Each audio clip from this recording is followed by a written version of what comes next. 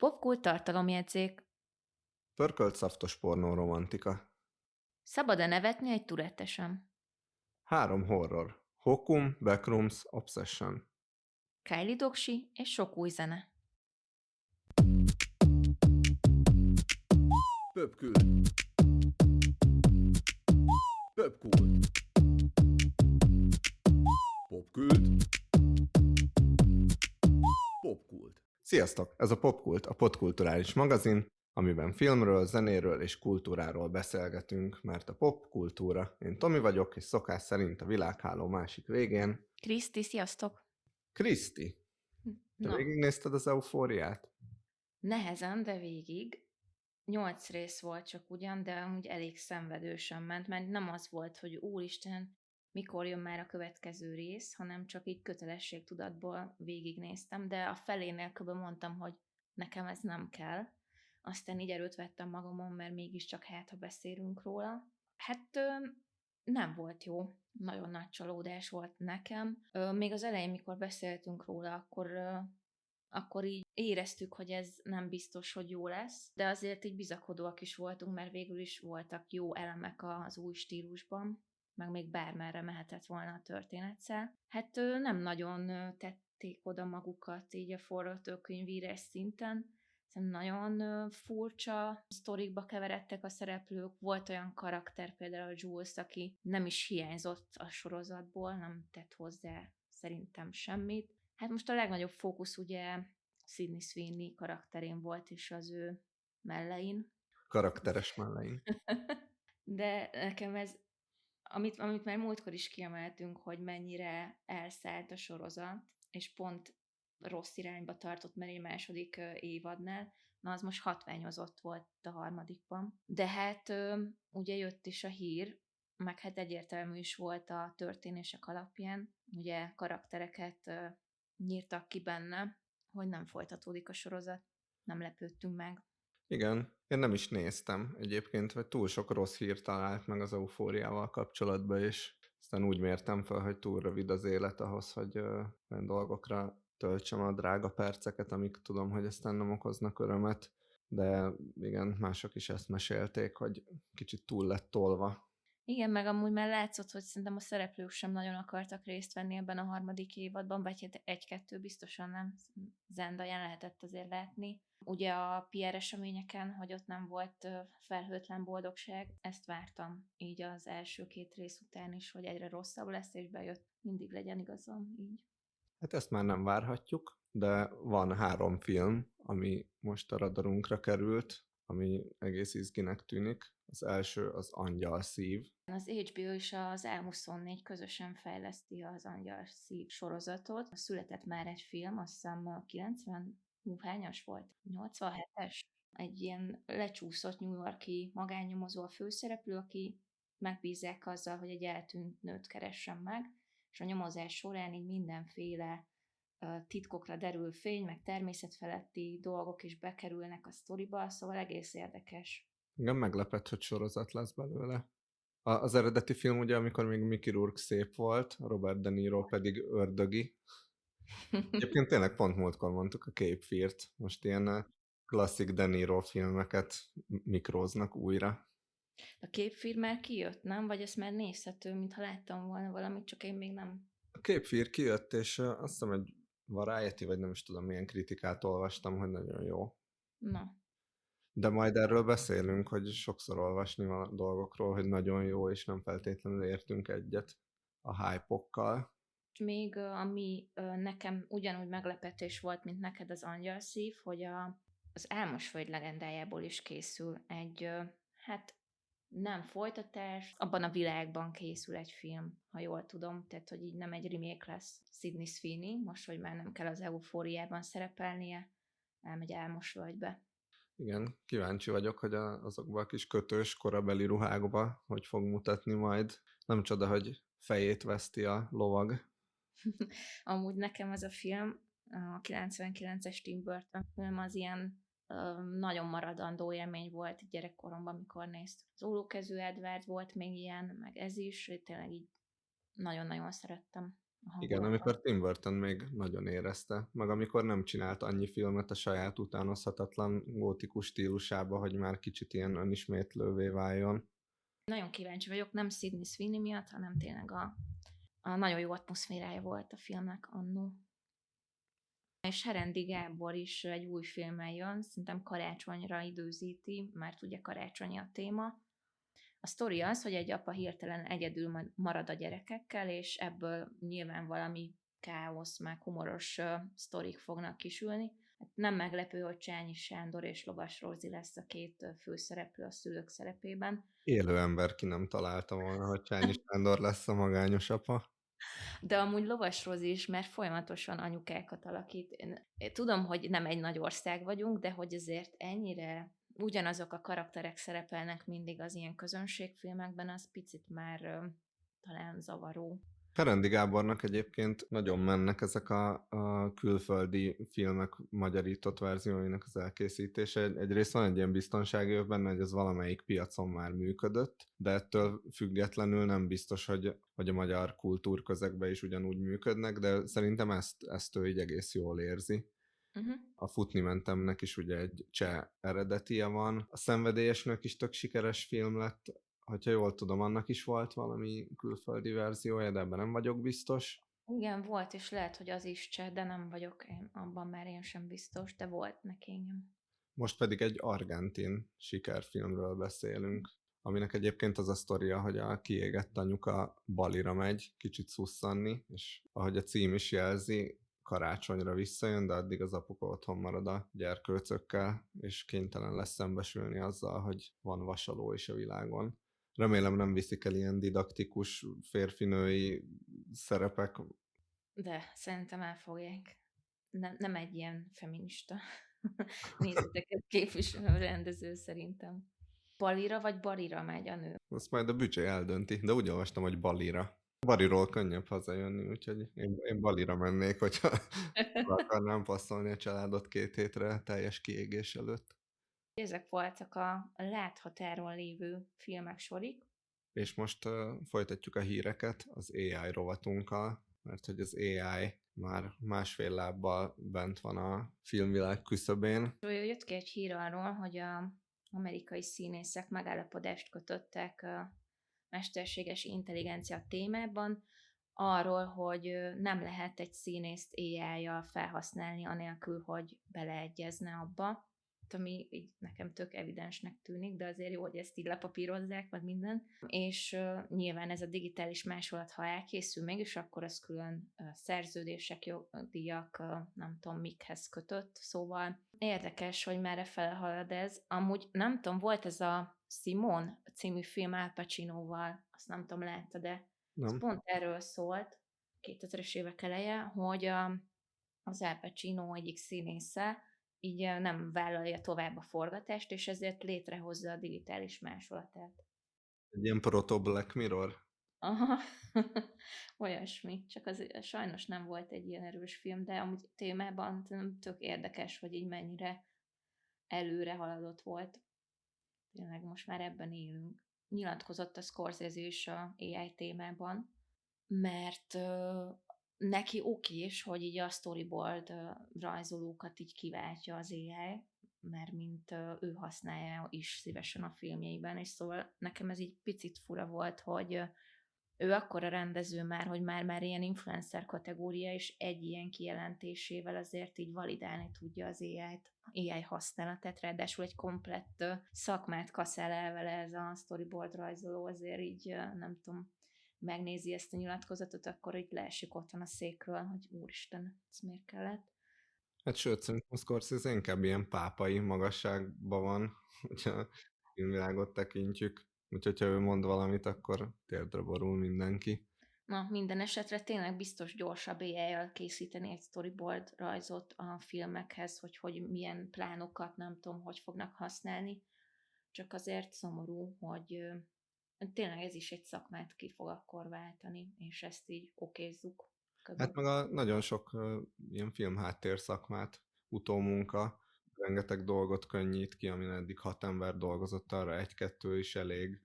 Azt nem tudom, hogy Hollywoodot mennyire érinti a filmzeneszerzés, de mondjuk a a reklámzeneszerzésbe, vagy ahol nem kell ilyen nagyon specifikusan, nagyon hosszú dolgokat lekövetni zenébe, ott már például így tűnnek el ezek az emberek, hiszen tök könnyen ki lehet promptolni egy bizonyos hangulatú, instrumentális dolgot pár másodperc alatt, és egy sima előfizetéssel felhasználhatod. Úgyhogy ami eddig, nem tudom, hasraütésszerűen gondolom 1 millió forint volt, mondjuk egy ilyen nagyobb kisfilm vagy reklámfilm esetében, az most már egy havi csomag. Amúgy érdekes, mert az emberek már így tényleg utálják az AI contentet, így látom a feedemben is, hogyha van egy ilyen AI reklám, akkor alá kommentekben szinte csak AI fikázás kerül, szóval így ebből a fázisba elértünk, hogy nem annyira fun már az AI, hanem tényleg így az emberek kicsit befeszülnek tőle, elítélik a használatát. Hát és a Darren Aronofskynak volt az a Napóleon projektje, a full AI film, vagy sorozat, azt nem is tudom. Annyira nem néztem utána, csak akkor még olvastam egy cikket róla, hogy borzasztó minden szempontból. Kivitelezés, a fogadtatása, stb. Bedobtál egy ilyen hírt is, ami szintén AI, ez a Paul Schrader ChatGPT-t tesztelte scriptírás, vagy script témában. Igen, és ugye arról a Paul Schraderről van szó, a taxisofőr és a Dühöngő Bika írója, nagyon híres script doctor volt, hogyha a Scorsese kb. Ilyen rendezőpápa, akkor őt szokták ilyen forgatókönyvíró pápának, arról nem is beszélve, hogy a saját rendezései is, még a tök későiek is nagyon eredetiek, és ő mondta azt, hogy próbálta saját stílusába kigenerálni ChatGPT-vel egy forgatókönyvet, aminek az lett a címe, hogy The Collection Agent, és egyébként meglepő módon ő is elég progresszív csávónak tűnik, mert nem azt mondta rögtön, hogy ez maga a pokol, és meg fogunk halni, hanem hogy egész jó ilyen másodrangú Paul Schrader forgatókönyvet írt a ChatGPT pár másodperc alatt, és hogy nem jó, de hogy ez neki hónapokba tellett volna, kb. Hát nem tudom, érdekes. Szerintem ötletadáshoz biztos, hogy jó, de nem szabad megállni az ő szintjén, hanem arra szívesen használom a ChatGPT-t, hogy így beszélgessek vele, és így asszociáljak egy-egy dologról, amit mond, de azért hát nem szabad feltétlenül megbízni benne, meg néha olyan fasságokat tud írni, hogy így elképesztő. Hát szerintem a közeljövőben is készülünk majd AI hírekkel, mivel ez folyamatosan jön ránk, meg a filmszakmára, meg mindenre.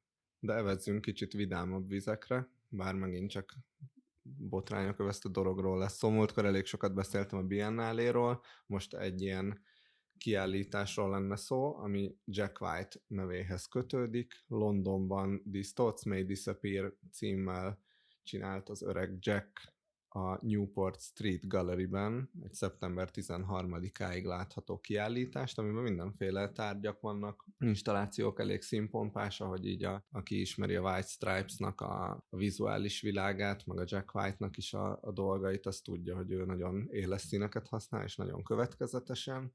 És én azt amúgy nem tudtam, hogy ő kárpitos volt, mielőtt befutott zenész lett volna, szóval mindig volt valami ilyen kézművességhez, vagy ilyen művészethez köze, és az abszolút érződött a későbbi dolgain is, ahogy a borítókat kezelte például, tényleg nagyon ilyen konzekvens színhasználat. A klippekben Gondry talán a White Stripes-nak csinálta a leghíresebb klipjeit, meg a Björknek, de hát az abszolút a Gondry fénykora volt, de akár olyan szempontból is, hogy ahogy a színpadot használja, színezi, akár a saját haját is, szóval neki mindig van egy ilyen nagyon erős vizuális világa, sőt egyébként van egy gyerekkönyve is, amit meg is rendeltem, annyira szerintem nem izgalmas, de egy ilyen nagyon sokszínű csávó, akin így érezni, hogy az ilyen lecsupaszított blues rock mindig túl kicsi játszótér volt neki, és akkor most ért el életébe először oda, hogy önálló kiállítása van, mondjuk Damien Hirst-tel közösen, meg azt hiszem az ő galériájába is állították ki a cuccait, de Ai Weiwei is közreműködött, úgyhogy röpködnek itt a nagy nevek, és ez így jól is hangzik, viszont kapott hideget, meleget, mert hogy több ilyen műkritikus, műelemző, influencer és író azt írta, hogy az egész egy ilyen, hát hogyha nem is lopkodás, de kb. Ilyen art recycling mindent láttunk már valahol, valami kicsit gicses is, csomó dolgot mással végeztettek el, és ők kb. Csak így vagy hát ő a nevét adta hozzá. Guardian írta például róla, hogy olyan, mint egy 12 éves gyerek kiállítása, aki először jár a Tate Modernben, vagy nem tudom, szóval így eléggé lefikázták. Meg Bár amikor egyébként hozzátenném, hogy a Jack White-nak ez kimondottan a világának a része, hogy ő picit ilyen gyermeteg. Ugye a gyerekkönyv is ezért lett, meg vannak ilyen dalai, szóval szerintem ezt így könnyen le tudná pattintani, ezt a kritikát magáról, de inkább az összelopkodott láttuk már dolgok újraértelmezése, újraszínezése, ez talán fájóbb. igen, és ha jól tudom, akkor utána a kritikust, aki ezt írta, ezt a cikket írta, így a rajongók el is kezdték támadni így mindenféle kommentekben, szóval így eléggé vehemensen reagáltak a bálványuk fikázására. Meg szerintem az is benne van, hogy ugye van egy zenész, és akkor kipróbálja magát egy másik területen, akkor itt valahogy nem olyan támogatóan állnak hozzá eleve az emberek. Jó, maradjon csak zenész inkább, mert nem ért ehhez. Tehát azért Paul McCartney is festeget. Bizony, hát aki arra jár, az nézze meg, és írja meg nekünk, hogy mi a véleménye. És van egy évfordulónk is. Igen, van egy szülinaposunk, csak már tök rég meghalt sajnos, de most lenne 100 éves Miles Davis, május 26-án. Miles Davis szerintem olyan, hogy megkérdezed az embereket, hogy mondjanak egy jazz előadót, akkor Miles Davis fogják mondani. Mindenki így szívesen dobálózik a nevével, szerintem kevesen ismerik a munkásságát ténylegesen. Én is így vágom, hogy Miles Davis, de én tök őszintén bevallom, én nem merültem el az albumaiban. Hát a jazz az ahhoz a popkultúrához képest, amiről többnyire mi beszélünk, azért kicsit más bolygó. Én se vagyok otthon, meg egyébként annyira durva életműről beszélünk, hogy ezt külön kutatási terület, nem, nem csak ilyen, ja, hallottam azt a 6 lemezt, amit csinált, mert 100 lemezről beszélünk. Igen, meg azért elég változatos korszakai voltak így a jazzen belül is. Ugye a klasszikusabb irányból elindul utána egy ilyen elektronikusabb hangzásba, és ugye erre ráfűzve, hogy majd a műpában július 6-án lesz egy Mice Electric Band koncert, ami pont ez a kicsit már elektronikusabb hangzású korszakát mutatja majd be. Hát igen, azért lett Miles Davis a jazzzenész, vagy az egyetlen jazzzenész, akit úgy sokan ismernek, mert tényleg talán az első ilyen híresebb lemeze, vagy hát klasszikus lemeze sok közül, az a Birth of Cool, 57-es, és most pont így nézegettem az 1001 lemez, amit meg kell hallgatnod, mielőtt meghalsz könyvet, és ez az az év, amikor a Little Richard Tutti Frutti is kijött, szóval nem most volt, és kb. Így akkor születtek ezek a műfajok, és akkor ahhoz képest 69-ben már egy ilyen tök nagy pálfordulással meg is újította a jazz zenét, vagy ezt a klasszikus vonalát, és nagyon kísérletező volt, és ez az ilyen tök nyitott, radikális kísérletezés, ez végigkövette az egész életművét. A Bitches Brew kb. A leghíresebb lemeze, az arról híres, hogy Woodstock után pár nappal jelent meg, azt hiszem, szóval még ilyen nagyon más hangulat volt, és amit ő csinált a jazzzel, nagyon sokan akkor kezdték csinálni a rockzenével is. Úgyhogy tényleg így, hogyha a jazz lelke ez a szabad szelleműség és kísérletezés, akkor ő maga a jazz lelke. Most erről hogyan kössek át a K-pop Demon Hunters-re? Hát megnéznék egy videót a Miles davis ahogy a jellegzetes reket hangján azt mondja tök meglepően, hogy megnézte a, nem tudom, unokájával, és kurvára tetszett neki. De most az a hírünk, hogy a Criterion is bevette a kollekcióba, ami nagy szó szerintem, mert rákerestem, és az 1847 filmből a listában, abból csak 11 animációs film van. Igen, ez nagyon meglepő. Ott kéne erősíteni egyébként. És így kompletten a Ghibli stúdiós mi az, aki filmek, azok így nincsenek benne. Hát nyilván akkor nem tudtak megállapodni velük, vagy megszerezni a jogot, mert ugye csak azokat adhatja ki a Criterion nyilván, amire megszerzi a kiadási jogot. A legutolsó talán a Flow volt, ami megjelent. Igen, az benne van. Jaja. Arra viszonylag hamar lecsaptak. Erre is. Netflix-el sikerült megegyezni. Egyébként ez a Netflix ever legnézettebb filmje, azt én valahogy elkerült ez az info. És szerintem azért is érdekes, hogy Criterion treatmentet kap ez az animációs film, mert egyrészt ilyen világméretű siker tényleg. De olyannyira, hogy múltkor voltam egy ilyen falusi gyereknapon, és a lufi fújó és arcfestő bohócnál állt, nem tudom, 3-4 ilyen kislány, és mindenki K-pop Demon Hunters és démon arcfestést kért. Szegény bohóc meg csak nézett, hogy nem tudja, hogy kell, mutassatok legalább egy képet. Mondjuk ez nem a legegyszerűbb tigris kategória, igen. Igen, és ugye a Criterion pedig az art filmnek a, nem tudom, atya úristene, úgyhogy egyszerre sikerült így ebbe a körbe is respektet kivívni ennek az animációs filmnek, meg az abszolút ilyen közönségkedvenc, nem akarom azt mondani, hogy lakossági, de ilyen világméretű hisztériát kiváltó animációs film. Ezt alátámasztva tudod, hol volt még referencia, K-pop Demon Hunters referencia? Na hol? A Horrorra akadva 6-ban.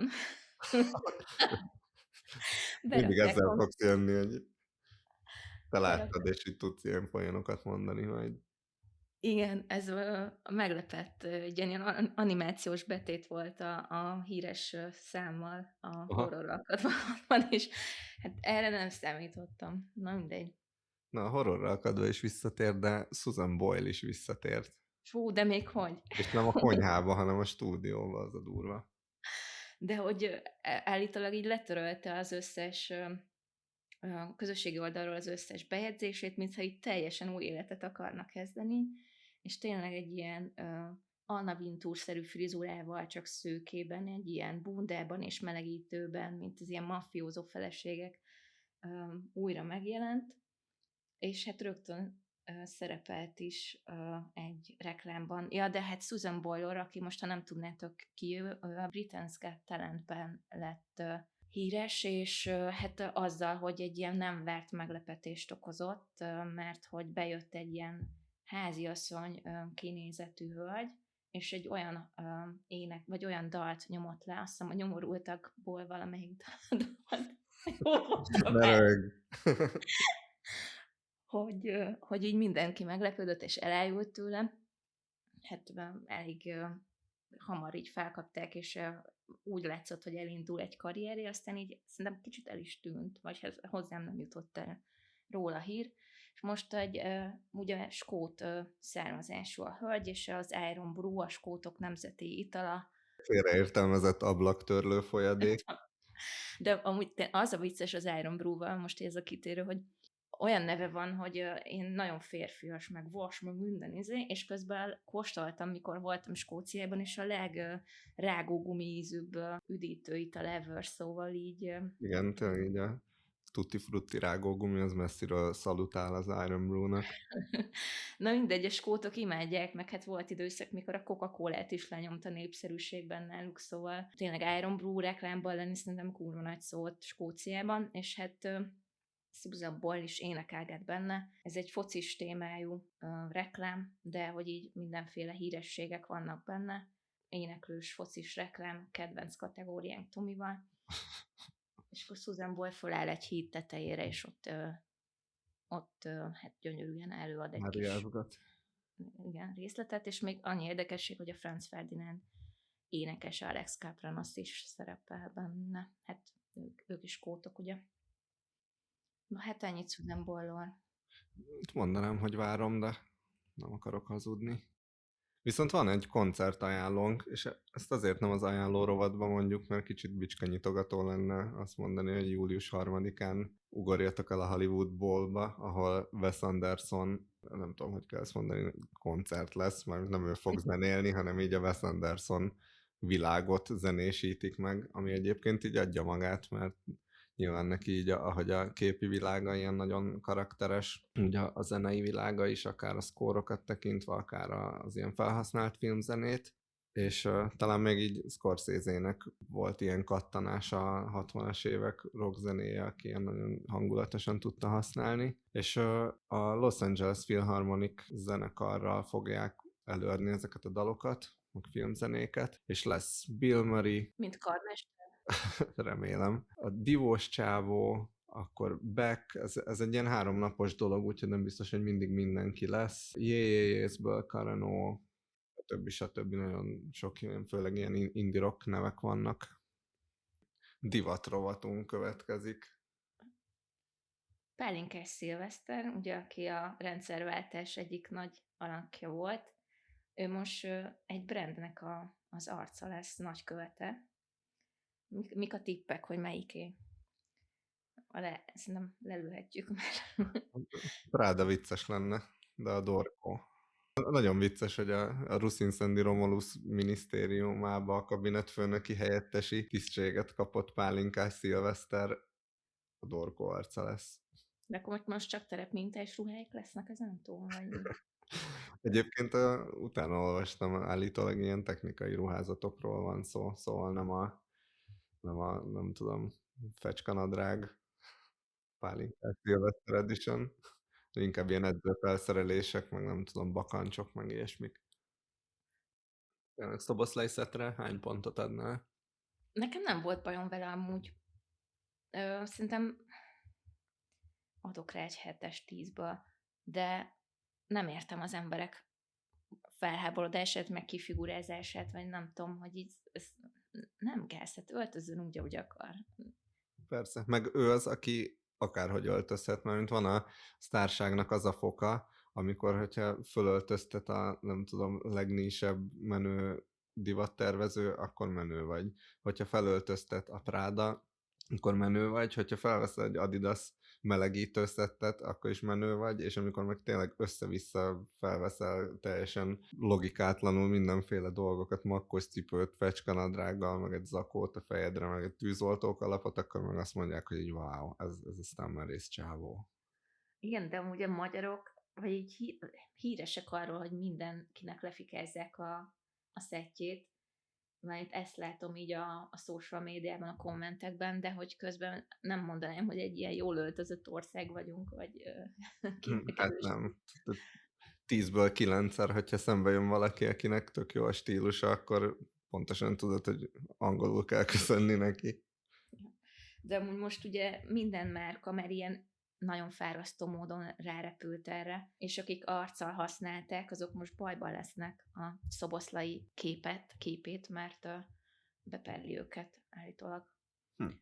Hát amúgy tök jogos, mert márkák, nem tudom, a Meki meg a Telekom sok-sok milliót fizet ki neki, hogy szerepeljen egy-egy reklámjukban, ők meg Igen. úgy beéjájozzák így a saját kis üzletük elé, vagy nem tudom, ilyen nagyon gagyi módon, és reklámértéke van ennek, akkor nyilván lehet jogi lépéseket tenni. Teljesen jogos. Egyébként a Dua Lipa esküvői ruháját láttad? Igen, és nagyon szép volt, ez a polgári esküvős kalaposra gondolsz, ugye? Bianca Jagger 71-es ruhája ihlette. Igen, és meg is néztem, hogy, és tényleg vannak hasonlóságok, azért nem mondanám, hogy tök ugyanolyan, de ilyen tényleg ilyen letisztult, elegáns vibe-okat hoz az is. Nagyon, nagyon szép volt. Mondjuk szerintem Dua Lipa bármit venne fel, jól néznek benne, de nagyon jó ízlése van, vagy hát a stylistjainak, nem tudom. Ja, férjes egy ilyen bányarém, egy nagyon karakteres arcú fazon. Most mindkét oldal sír igen, hogy két szép embert elvesztettünk a piacról. Úgyis elválnak 3 év múlva. De amúgy most Palermóban lesz a esküvői bulikájuk, vagy nem tudom, ami ilyen nagy rendezvény lesz, és ott kiakadtak eléggé a palermóiak, hogy lezárják a várost, meg köztereket foglaltak le, tehát hogy tényleg így egy kicsit rátelepedett ez a rendezvény a városra. Tök mindegy, szerintem hol rendezték volna, akkor is lennének háborgó hangok. Itt Budapesten ugyanez lenne. Miért jönnek ide? Hát nem lehet tőlük normálisan élni az életünket, közlekedni, stb. Most azt egy-két napot kibírják szerintem. És amúgy tök sok híresség, vendég jön, nyilván költeni is fognak ott, úgyhogy Hát nem egy kell. ilyen White Lotus-t tapasztalhatnak meg a palermóiak majd Tényleg. kordon mögül. Már Charlie XCX képen ott volt, hogy ő is részt vesz, nem tudom, nagyon nem láttam még képeket. Lőrinc megy, nem tudod? Hát most már szerintem nem. Ó. Na, hírek rovat vége. Beszéljünk filmekről.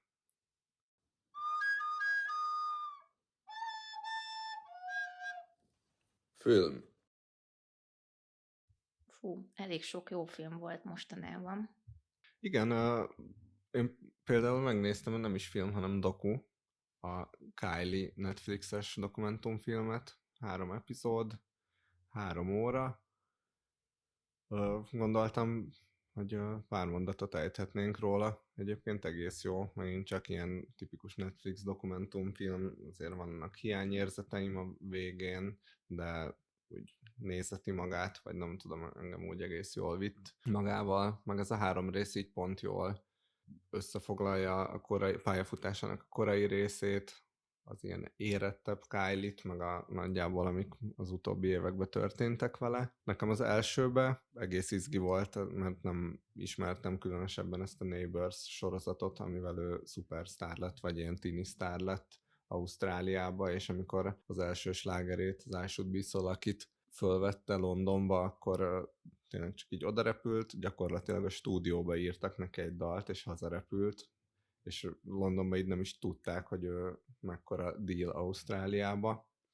És a pályafutása korai szakaszát elemző rész az nagyjából erről szól, hogy kb. Ott a helyszínen írták a slágereket, abszolút csak ilyen arcként tekintettek rá, nem igazán folyt bele a kreatív részébe, tessék itt a szám, énekeljed, dőlt a lé, nyilván az 80-as években a popzenének az a korszaka, amikor ez sok mindenkinél így működött, amikor ilyen eszméletlenül felfutottak sztárok, amikor berobbant az MTV, stb.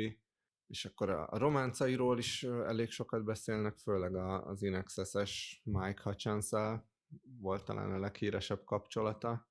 Na ennél a résznél volt picit az az érzésem, hogy úgy kicsit ilyen pongyolán bontották ki, mert hogy ő volt a nagy szerelme, meg tényleg olyan sztárpár voltak, hogy az egész világ őket irigyelte, a szexi rockstar, meg a nagyon szimpatikus, helyes kis csaj, de a Hutchins azért így nagyon nyomta a drogos rock and rollt is, míg Kylie-ról azt állítják, hogy ő tényleg ilyen jó kislány volt, vagy ez a girl next door.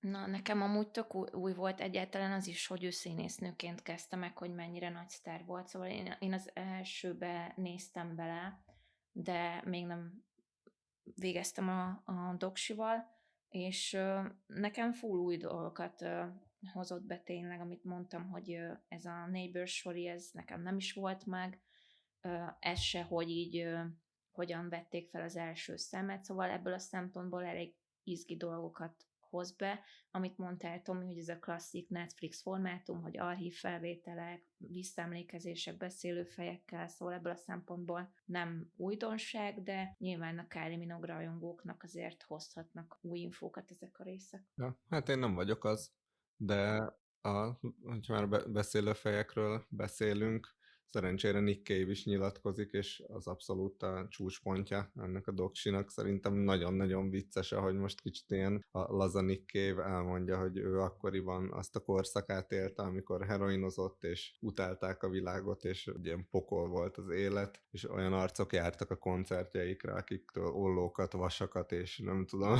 motorfűrészeket kellett elszedni, és akkor ehhez képest neki volt ez a víziója, hogy ezt a dalt a földiével, Kylie-val akarja fölvenni, mert pont az ő ilyen éteri tisztasága, meg csöndessége az nagyon illen a Where the Wild Roses Grow dalhoz, és akkor azt így senki nem helyeselte, de csak végigvitte, és egyébként mint mindig Nick papának volt igaza, mert tök jó volt a szám, és így vicces, hogy ő mondja az Isten Nick Cave, hogy a Kylie-nak a kis rajongói mekkora félelmet keltettek benne, hogy az ő tiszta kis idoljukhoz oda ment ez a rossz életű, sötét árnyék. Én amúgy nem gondoltam, hogy ő kezdeményezte, hogy összekerüljenek egy duettbe, mert mint hogy azt hittem, hogy össze lettek így rakva, mert valaki így jól kitalálta ezt a koncepciót, és nem merült fel bennem, hogy Nick Cave volt a kezdeményező. Igen, valahogy úgy fogalmaz a Nick Cave, és ez tök érdekes, hogy a Kylie-nak gyakorlatilag megvolt minden, a hírnév, közönség, rajongás, pénz, csak a kritikai elismerés nem, és a Nick Cave-nek meg csak az volt. De és akkor itt mondja, hogy milyen helyeken játszottak, meg milyen arcok voltak ők, és hogy a stúdióban úgy kellett énekelnie Kylie-nak, mert ő kezdte a maníros ilyen popéneklést, és mindig mondták neki, hogy nem, ezt egyenesen, tisztán, semmi hajlítgatás, semmi hogy ez most egy ilyen nagyon letisztult dolog kell, hogy legyen. Nagyon szeretem azt a számot, amúgy tényleg az még így mi volt az? Nem Z+ volt már, akkor Viva TV-n ment szerintem, de hogy így bármikor elcsíptem, azt így végignéztem, és egy gyönyörű a videóklip is, meg hát a hangjuk is. Az mondjuk nem derül ki a doksiból, hogy volt-e valami köztük. Ez kicsit olyan, mert így utalgat, hogy a Hutchins volt a nagy szerelme, kb. A mai napig, de hogy a Nick Cave is egy ilyen nagyon fontos figura az életébe. Nem tudni, hogy mennyire melegedtek össze közben. Meg ugye a Hutchinsnak a haláláról se beszélnek, az úgy teljesen jó, nyilván nem róla szól ez a dokumentumfilm, de azért így felmerül az emberbe a kérdés, hogy arról lehet, hogy egy kérdés megért volna, vagy legalábbis bevágni valamit. A harmadik rész az pedig a nagy diszkó Kylie visszatérése, ugye a Slow. Ott kicsit úgy össze is mossák egyébként, mert ott volt több egész jó lemeze egymás után, amin egész nagy slágerek voltak. Lehet, hogy akkor elfért volna még pár rész, mert nem volt idő kibontani, azt mondod? Igen, a rákkal való küzdelmét bontották ki inkább jobban. Egyébként abban is vannak ilyen egész megrázó dolgok, ilyen apró tanulságok egyébként vannak ebben a dokumentumfilmben, például így a korai footage-okban az, hogy mennyire pofátlanok voltak a riporterek, meg tényleg mennyire ilyen húsdarabnak nézték a sztárokat kb., meg a paparazzik is ugyanígy. Tehát ő is ki volt, azt mondják is, hogy így mit írtak róla az újságban, stb. Tényleg nem foglalkoztak abszolút az érzésekkel. Na, szóval érdemes megnézni. És garantálom, hogy mindenkinek, ahogy nekem is 2 hétig a telibe tekert Lucky fog menni a fejébe minden élethelyzetben. Nem tudtad kiütni meghallgatással a fejedből? Nem, nincs az a mennyiségű Nick Cave duett, ami kiütné a Lucky-t a fejedből. Van még egy cuki filmünk, ami most került mozikba, I Swear, magyarul a nem annyira kellemes Miket nem beszél címet kapta. Az angol cím az szerintem elég jó teli találat. Ez a esküszöm, meg káromkodom. Igen, de lefordíthatatlan, az biztos nem. De lehet, hogy a Miket nem beszél mellett volt még. Hogy hívják ezt a Facebook csoportot? A bolygó neve. Szerintem ott is érdemes körülnézni. Ilyen kis cuki film, Kirk Jones rendezte, megnéztem, hogy miket rendezett még, és a Nanny McPhee és a Bazi Nagy Görög Laci 2 volt az, Ez nem elég, hogy a bazin egy görög hanem a 2. 2, igen. És ez az I Swear című filmje, egy Tourette-szindrómás férfi, John Davidson igaz történetét mutatja be tulajdonképpen, picit ilyen doksi film, meg játékfilm keveréke, de hogy tényleg ez egy valódi ember, valódi történetei. Davidson folyamatosan küzdött a betegségével, és nem is csak a betegségével, hanem a társadalom előítéleteivel, vagy azzal, hogy hogyan kezelték ők az ő betegségét. És nagyon sokat tett azért, hogy a Tourette-szindróma ismertebb legyen és elfogadottabb. Igen, érdekes ez a Tourette dolog, kb. Mindenki tud róla, de szerintem kevesen merültek el így alaposabban ebben a betegségben, elég ritka, de ahhoz képest meg egy elég karakteres betegség, hogy úgy mondjam.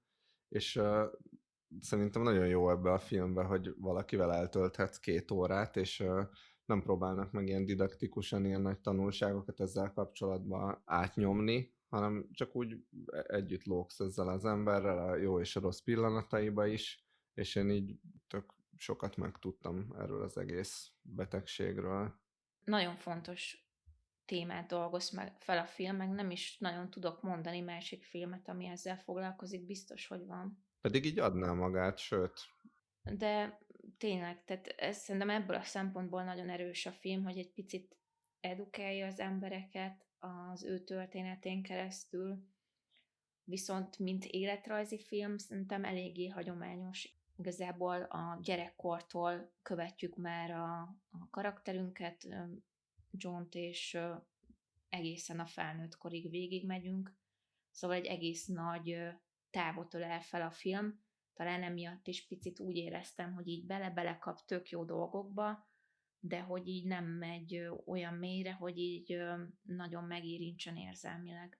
Volt egy olyan rész, hogy állást kap, ilyen gondnoki állást, és azzal, aki felvette, így tök jó bonding alakul ki, meg nagyon jó páros voltak, és nagyon rövid ideig vannak a filmben, és szerintem abban lett volna még pici lehetőség, hogy így az ő kettősüket jobban kibontani. Nekem egyébként nagyon sok szempontból tetszett ez a film. Egyrészt nagyon örülök, hogy brit film. Hogyha amcsi lett volna, akkor biztos, hogy az összes ilyen csapdába belelépett volna, amitől vagy túl nyálas lenne, vagy túl didaktikus, vagy nem tudom. De van kicsit ilyen, ami a briteknek nagyon megy, ez a kitchen sink realizmus, és ebbe is azt éreztem, hogy vannak benne drámai dolgok, meg ilyen nagyon életszerű dolgok, viszont így életszerűek maradnak, nem telepszik rá egy ilyen hollywoodi réteg, úgyhogy hogy emiatt így nagyon tudtam vele menni, meg eleve az, hogy ez egy skót csávó, tökre imádom a dialektust, szerintem sokkal, de sokkal viccesebbek a káromkodások így, emiatt nagyon sokat röhögtem, ami például ilyen kérdés, hogy így szabadna ezen röhögni, mert amúgy nem, de szerintem a film is játszik erre, mert hogy ez a John Davidson, ez egy ilyen vicces figura alapvetően, és emiatt így a betegségében ezek a ilyen tikkekként kitörő káromkodások is tudnak nagyon viccesek lenni, és erre nagyon sokszor épít is a film, hogy sőt, még ilyen társadalomkritikaként is tök jól működik, például amikor a bíróságon van, és ott van ez az igazi parókás, karótnyált, joviális figura, akinek ugyanúgy elkezd káromkodni, meg ugye megtagadja azt, hogy mégsem mond igazat, de ez a betegség miatt van, és így nem értik. Ez szerintem így nagyon szomorú egyben persze, de vicces. Hát picit olyan volt, mint amit így vagy így gondolsz alapból, tehát Igen, te igen, is igen. kimondanád, csak te tudod kontrollálni, ő viszont nem. Tehát, hogy így ez tényleg így vicces szitukat eredményezett. Egy ilyen nagyon fura ijeszmen, aki mindig igazat mond. Pont ez jutott eszembe, hogy az így tökre sok szituban bejött nekem is, hogy ez a Jim Carrey filmnek akár lehetne egyik eleme is, de nekem az, hogy mindegyik poénnak a forrása kb. Ez a káromkodás volt, vagy hogy egy nem megfelelő Néha szituban. arcon is basz embereket. Igen, ez már picit így elfáradt. De amúgy voltak jó szituk, meg voltak szerintem olyanok, amik már így for fun belettek hozva a filmbe. Nekem például ez a rendőrös, az úgy érződött, hogy ez így a közönség kedvéért lett belerakva ez a rész ebbe a fiatalokkal összebandázók, Uh-huh. és akkor majdnem rossz útra tévedek, az nagyon rövid volt, és nem volt eléggé kibontva ahhoz, hogy így érezzem azt, hogy kellett a filmbe.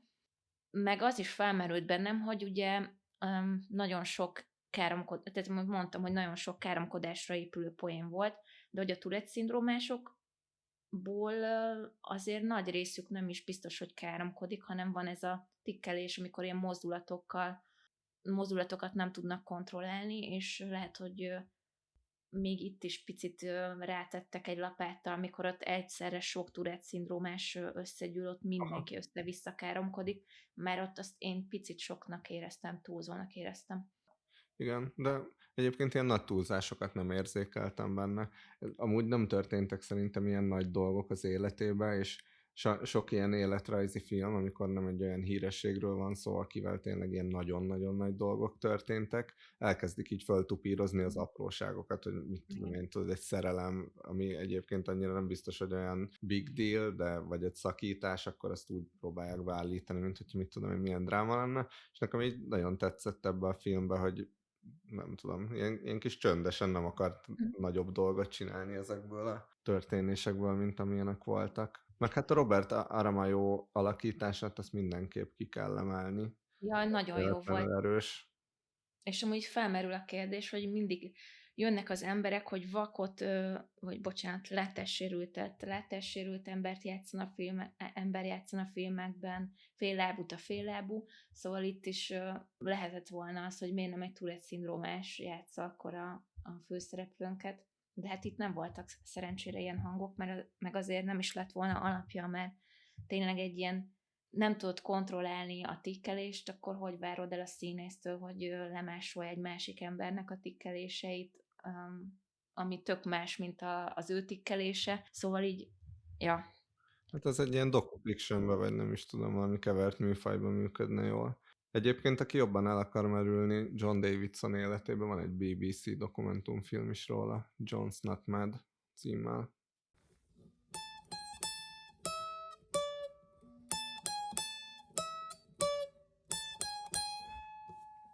Na, ha már a kutatómunkáról beszéltünk, akkor megnéztük a Birodalom sorozat első 2 epizódját az RTL Pluson. A szerencsésebbek már a filmszemlén is láthatták ezt, mert ott debütált ugyanez a 2 epizód, és pont olvastam Hatala Csengével egy tök jó interjút, aki a kutatómunkát végezte ehhez a filmhez, ahogy egyébként a Jimmy sorozathoz is, amit ugyanez a stáb követett el, illetve a Broker Marcsival is párhuzamba állítható, mert most így nagyon mennek magyar viszonylatban az ilyen kis magyar hírességekről, meg a rendszerváltáskori életről szóló, vagy ilyen háttértörténettel bíró életrajzi dolgok, és most Kovi került a terítékre, a magyar pornó Cézár, és a Csenge tényleg rendesen belemerült az archívumba, ahogy írta. Nagyon sok interjút csinált a szereplőkkel, nyilván sok filmet is végignézett, mert a Kovi bizalmába került, és neki elég nagy a saját archív gyűjteménye, de ilyen mindenféle formátumokról beszélünk, tényleg VHS, mit tudom én, amihez ugye már kellenek ilyen speciális lejátszók, ami az RTL-nél van, szóval ott fel tudták dolgozni a mozgóképes anyagokat, és ebből alakult ki a Birodalom című sorozat, ahogy már említettem is.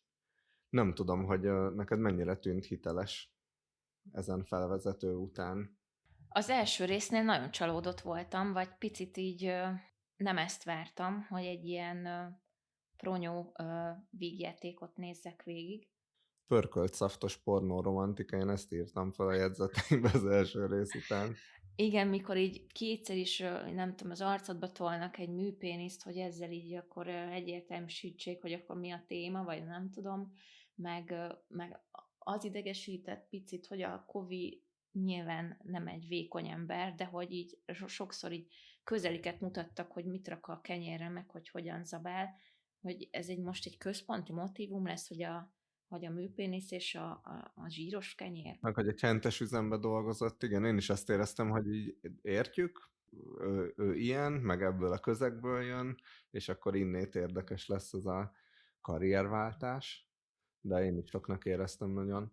Igen, meg az elején volt egy ilyen nagyon rövidke kis felvezető, hogy ott már gyerekként fotózta a szép nőket. Nekem az így tökre leesett az egészről, vagy ezt nem kellett volna belerakni szerintem, mert nem adott hozzá annyit, hogy jó, volt fényképezőgépen, meg kiszúrta a szép nőket, és akkor mit csináljak vele? Tehát, hogy ez tényleg az első rész után úgy voltam, hogy jaj, ne.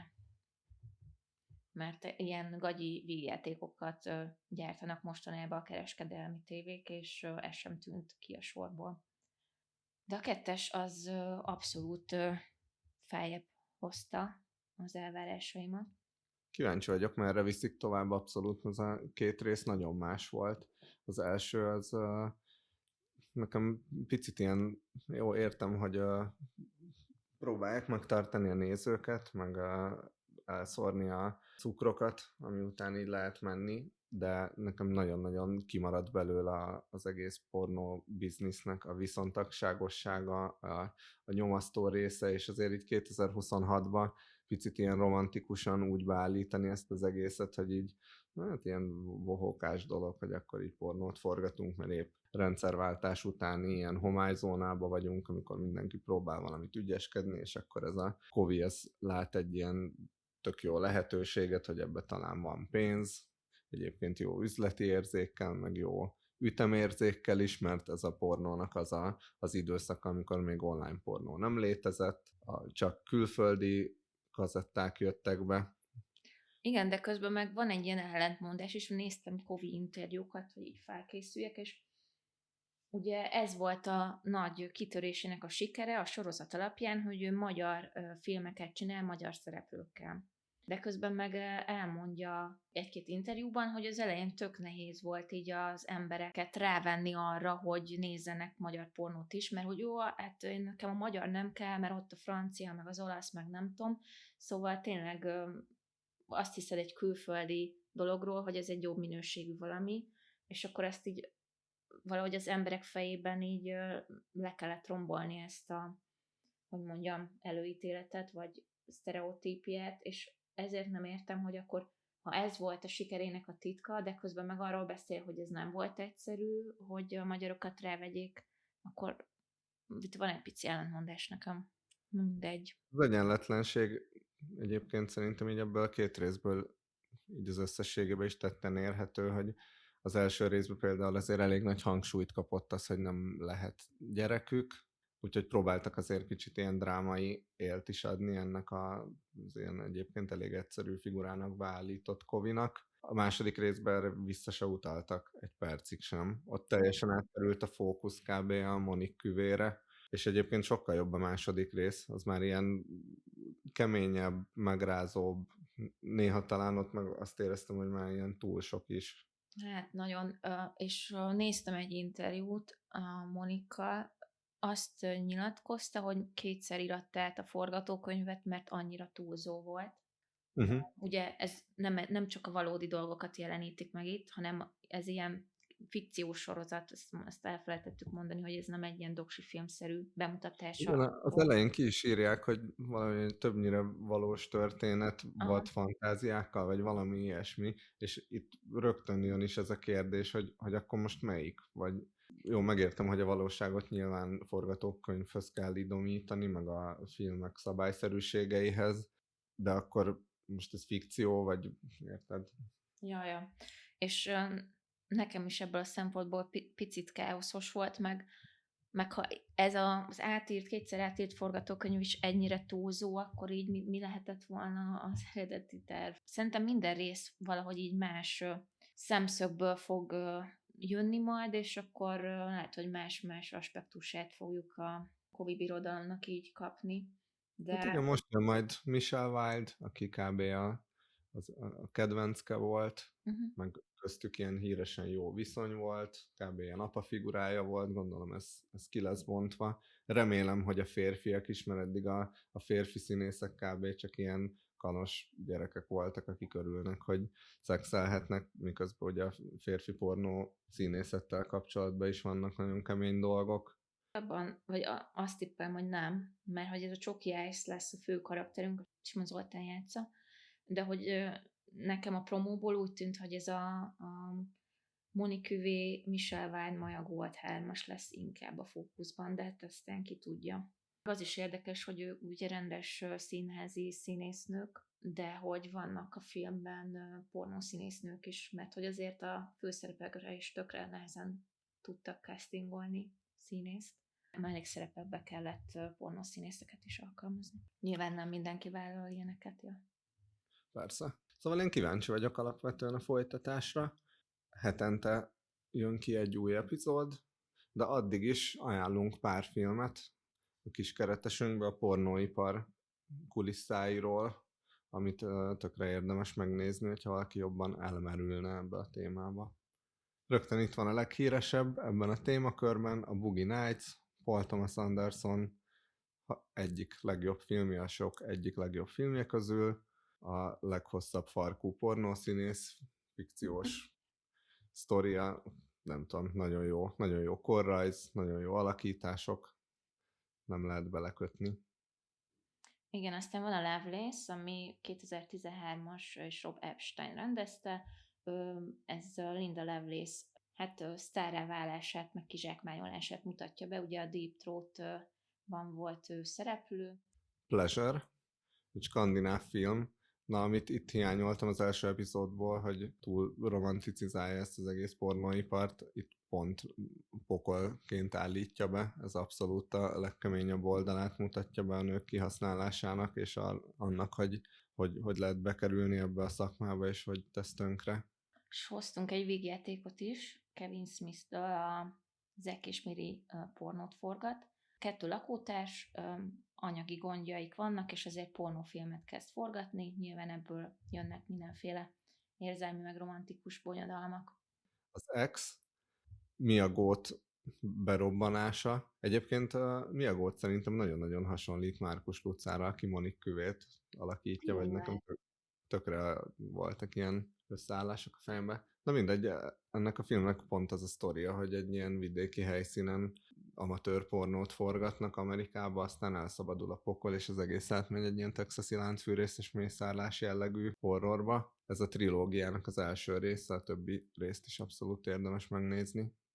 Aztán van egy 2021-es Sean Baker film, a Red Rocket, ami kicsit vicces, kicsit dráma, a lecsúszott pornósztár hazatér a szülővárosába, ez a fő történetszel, és ott manipulálgat mindenkit, meg össze-vissza, hiteget, stb.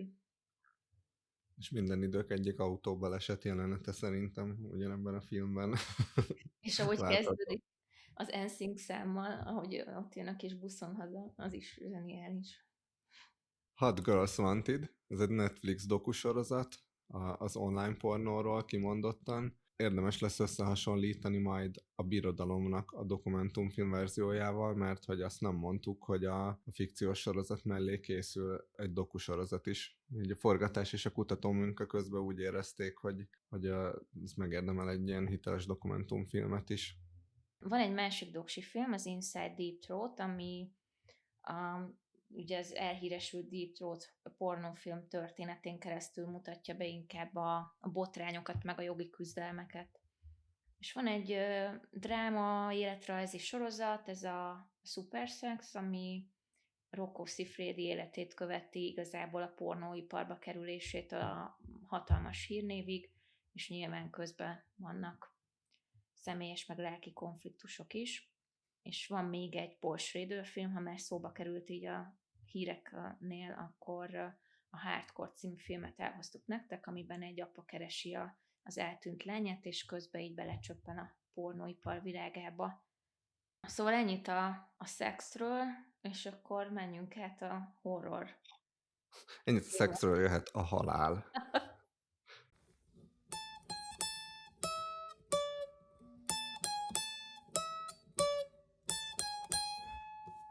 Most nagyon sok horror volt a moziban. Nagyon nagy hype-ot is kaptak, 3 horror, és az egyik az első, ami legkorábban jött ki nálunk, ez a Hokum. Nem is tudom ki a rendező. Damien McCartney, egy ír csávó, aki az Aditi, magyarul nem tudom mi a címe, de egy 45 éves írfazonról van szó, és majd érdekes lesz a másik 2 film esetében, hogy azoknak a rendezői összesen nincsenek nagyjából ennyik. Szóval van itt egy ilyen viszonylag rutinos rendezőnek mondható, meg 2 feltörekvő arc. Hát ez a Hokum, nem tudom, azt hiszem 89%-on áll Rotten Tomatoes-on, 190 szavazat alapján, nagyon nagy reménységekkel szaladtam neki, hogy majd jól befosok, de igazából csak egy katyvaszt láttam, és még álmos is lettem közben. Amúgy én nagyon szeretem a jó horrorfilmeket, és erről mindenki azt írta, hogy nagyon ijesztő, nagyon jó az atmoszféra, fú, nem tudom, nem láttak mostanában ilyen jó horrort, és ráadásul Adam Scott a főszereplője, akit én nagyon szeretek, ugye a Severance Storyból ismerhetitek legfőképp. Igen, ő szereti bezárni magát ilyen terekbe. Ja, és így a sztori sem volt így rossz, hát nyilván már láttunk ilyet, hogy egy horroríró elmegy egy írvidéki hotelbe, és hát a hotel az nem olyan, aminek elsőre látszik, természetfeletti dolgokkal megspékelt szobák vannak.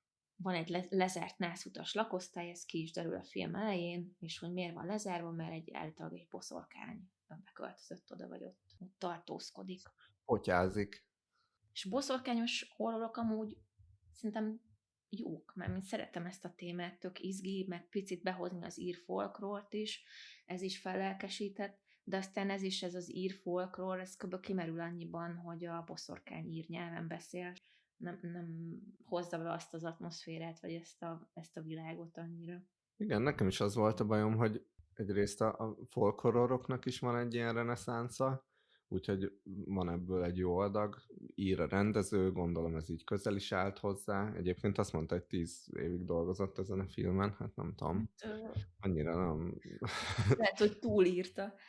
És akkor van egy ilyen kísértetház sztori, sőt, inkább ez a Stephen Kingi Shining útvesztő a saját fejedbe, ráadásul ugye az író is alkoholista, szóval a saját démonaival is küzd, meg kicsit így a helyjel is, meg tök sok ilyen Stephen King elem van benne szerintem, és az art horroroknak ez a traumafeldolgozós vonala, amiből nagyon-nagyon sok volt az utóbbi időben, ez is benne van, de ez valahogy nem áll össze, hanem nekem pont egymás ellen dolgoztak a dolgok, hogy a folk horror beviszed egy házba, ami nem áll olyan jól neki, lehet, hogy lemegyünk a pincébe, de nem tudom, a boszorkányoknak az erdő áll jól, szerintem. És itt a karaktereknek is az erdő áll jól, mert az egyetlen értelmezhető és szerintem tök jó karakter az a kis félig megőrült, már már lakó homeless per, nem tudom minek nevezzem,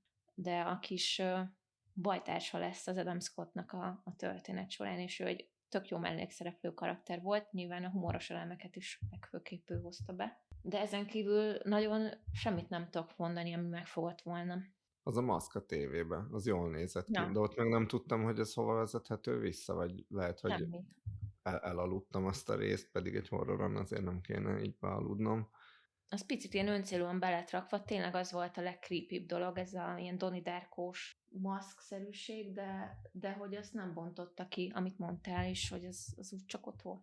Sőt, a végén, mert hogy lehet, hogy részben spoilereket fog tartalmazni az elkövetkező pár elemzésünk. Az nem akkora spoiler, csak mint hogyha a rendező is magyarázkodott volna azzal, hogy ez a kis segédfigura szokott gombázgatni az erdőbe, amivel ugye kinyitod azt az értelmezési tartományt, hogy lehet, hogy az egész csak egy ilyen vízió, vagy egy ilyen rossz trip. Hát De igen, ezzel is pont ellene dolgozik a filmnek, mert akkor, hogyha az egész, hogy valamit beöntöttek az italomba, úgyhogy nem is tudok semmiről, azzal így elsumákolod azt, hogy akkor mi történt eddig, és csak kérdéseket hagy maga után.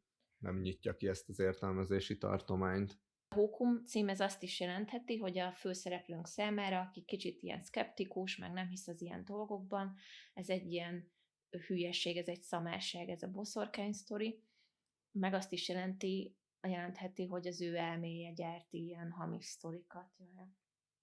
Na, talán elég szót vesztegettünk erre a filmre.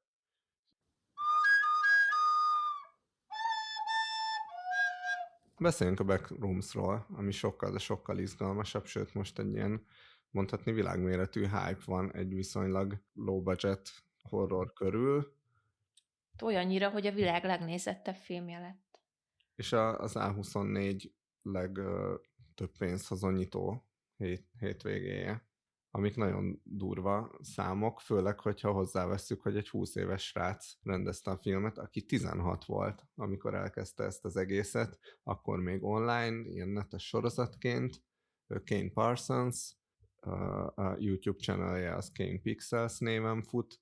Szóval van ez a creepypasta jelenség, ami nagyjából az ilyen copy-paste-ből és a félelmetességből következik.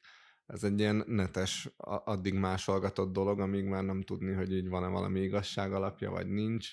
A leghíresebb példája kb. A Slenderman volt, amiből a filmverziót én nem láttam, de azt hiszem, hogy ez nem is jó. Én sem néztem meg pont ezért, mert nem kapott jó kritikákat. Viszont ennek a filmnek is egyetlen ilyen online kép az alapja, ami már ez a sárga tapétás, fura, misztikus világ, ilyen VHS kvalitású képen, és akkor így ebből nőtte ki magát ez a netes sorozat. Igen, és ezt a képet nem is tudni, hogy ki posztolta, mert az egy ilyen Anonymous feltöltötte annó, és akkor ez ihlette meg a Kane Parsons-t, aki egy ilyen VFX programmal így elkezdte megépíteni ezt a Backrooms világot. Ja, és olyannyira bejött neki, hogy a Covid alatt csinálgatta ezt, hogy rögtön felkapták. Nyilván valami youtuberek, vagy nem tudom, így elkezdték felhypolni, és ez így elterjedt, a kis sorozata, és olyan szintű hype-ot kapott, hogy emlékszem, még hozzám is eljutott a cikk róla, hogy van ez a sorozat, és hát az E24-hez is, mert így konkrétan szerintem rögtön így lecsaptak erre, és azóta kezdték el csinálgatni a filmet, meg tök szimpi, hogy van ez a youtuber srác, és akkor őt engedik rendezőként működni így a nagy játékfilmnél is. A24 annyira jól csinálja ezt, meg mindent egyébként, tényleg a marketing és az egyébként ilyen tök jó minőségű forgatókönyvírás, fejlesztés, rendezés, produkciónak az ilyen nagyon jó egysége, és itt is gyakorlatilag csináltak egy ilyen Blair Witch projektet saját maguknak, ami tényleg a nagyon-nagyon sokszorosát hozta vissza belefektetett pénznek, és ráadásul jó a végeredmény szerintem. Engem egyébként ez a netes vonal elkerült annó, ami azért jó, mert úgy tudtam beülni erre a filmre, direkt nem olvastam róla semmit, és így nagyon, mint hogy annyit tudtam, ami kb. Így amit kb. Mindenki, hogy a pincébe kinyílik egy ilyen fura tér, gyakorlatilag egy ilyen útvesztő, ahol a mindenféle, mert ilyen kisiklott életű főhősünk elveszik. Nehéz körbeírni ezt a teret, mert picit ilyen ismerős dolgokból alakul ki. Nagyjából olyan, azt fogalmaztam meg magamnak, mint a múltkor a Biennáléról meséltem, mint egy ilyen Biennálé egy ilyen rossz bélyeges tripen. Igen, ezek picit a mi világunk, de mégse, vagy ezek az uncanny dolgok, ezek nagyon ilyen felkavaróak tudnak lenni.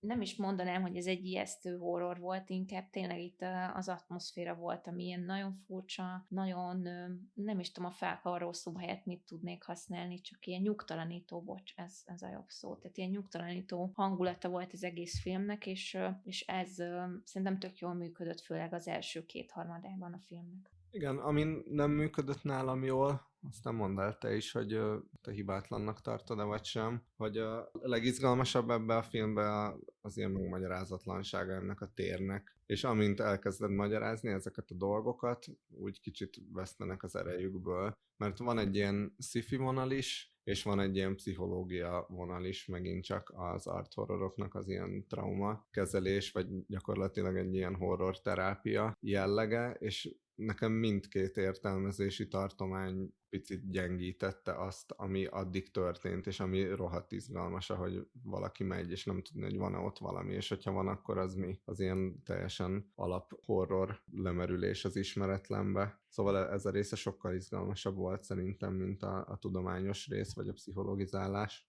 Nekem az a rész, amikor bejöttek, már most már spoileresen beszélünk, de hogy ott a kutatók bejöttek, meg mikor már ott bejöttek ezek a furcsa kinézetű lények, akik ott voltak a főhősünkkel a backroomsban, nekem attól a résztől kezdve volt picit fura. Meg ez az óriási kalóz énje, nekem már ott nagyon komikusnak hatott, picit ledobott. Igen, az a gólem. Voltak ott is jó részek, mert például mikor a pszichológus csaj ott a semmi fölött egy lépcsőn mászik fel, és fölötte van egy mini ablak, és ugye ráesik, akkor ott a szívemhez kaptam, mert ez tök félelmetes volt, mert mint Igen, az abszolút ez a rémálom logika, amikor ilyen fura helyeken elveszel álmaidba, vagy nem úgy tudsz közlekedni, ahogy szeretnél, vagy nem tudsz lépni, nem úgy működik a tér, és ez nagyon-nagyon jó. Na ez az, ami a David Lynchnek ilyen eszméletlenül jól ment, hogy ő is ilyen világokat meg tereket tudott teremteni, csak ő mindig nyitva hagyta az értelmezési tartományokat, vagy pont annyi infót szórt szét, amiből így össze is tudsz rakni valamit, meg nem, és hogyha nem rakod össze, akkor az izgi benne, hogyha megpróbálod összerakni, akkor az.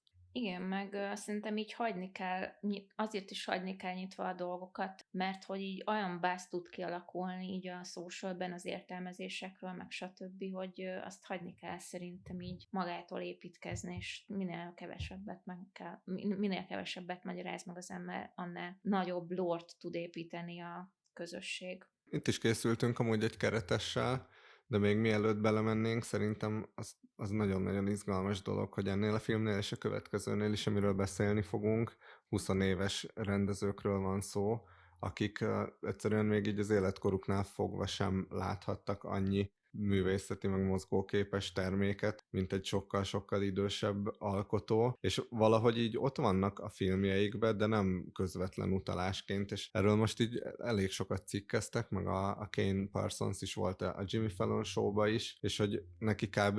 Az ilyen intertextualizálás az előbb jön abból, hogy a Simpsonsba látott egy utalást valami filmre, amit nem látott, már mint hogy az eredeti filmet, mint hogy egy ilyen cinefil legyen, aki már mindent látott, és vagy tudatosan, vagy tudatalatt, de utalgat folyamatosan motívumokra, meg konkrét filmekre. De nézzük akkor, hogy mi milyen filmeket ajánlanánk azoknak, akiknek ez bejött. The Cell például, Tarsem Singh, nagyon-nagyon fura víziója, abszolút szürreális, és ott is vannak ilyen fura zárt terek, meg megmagyarázhatatlan dolgok.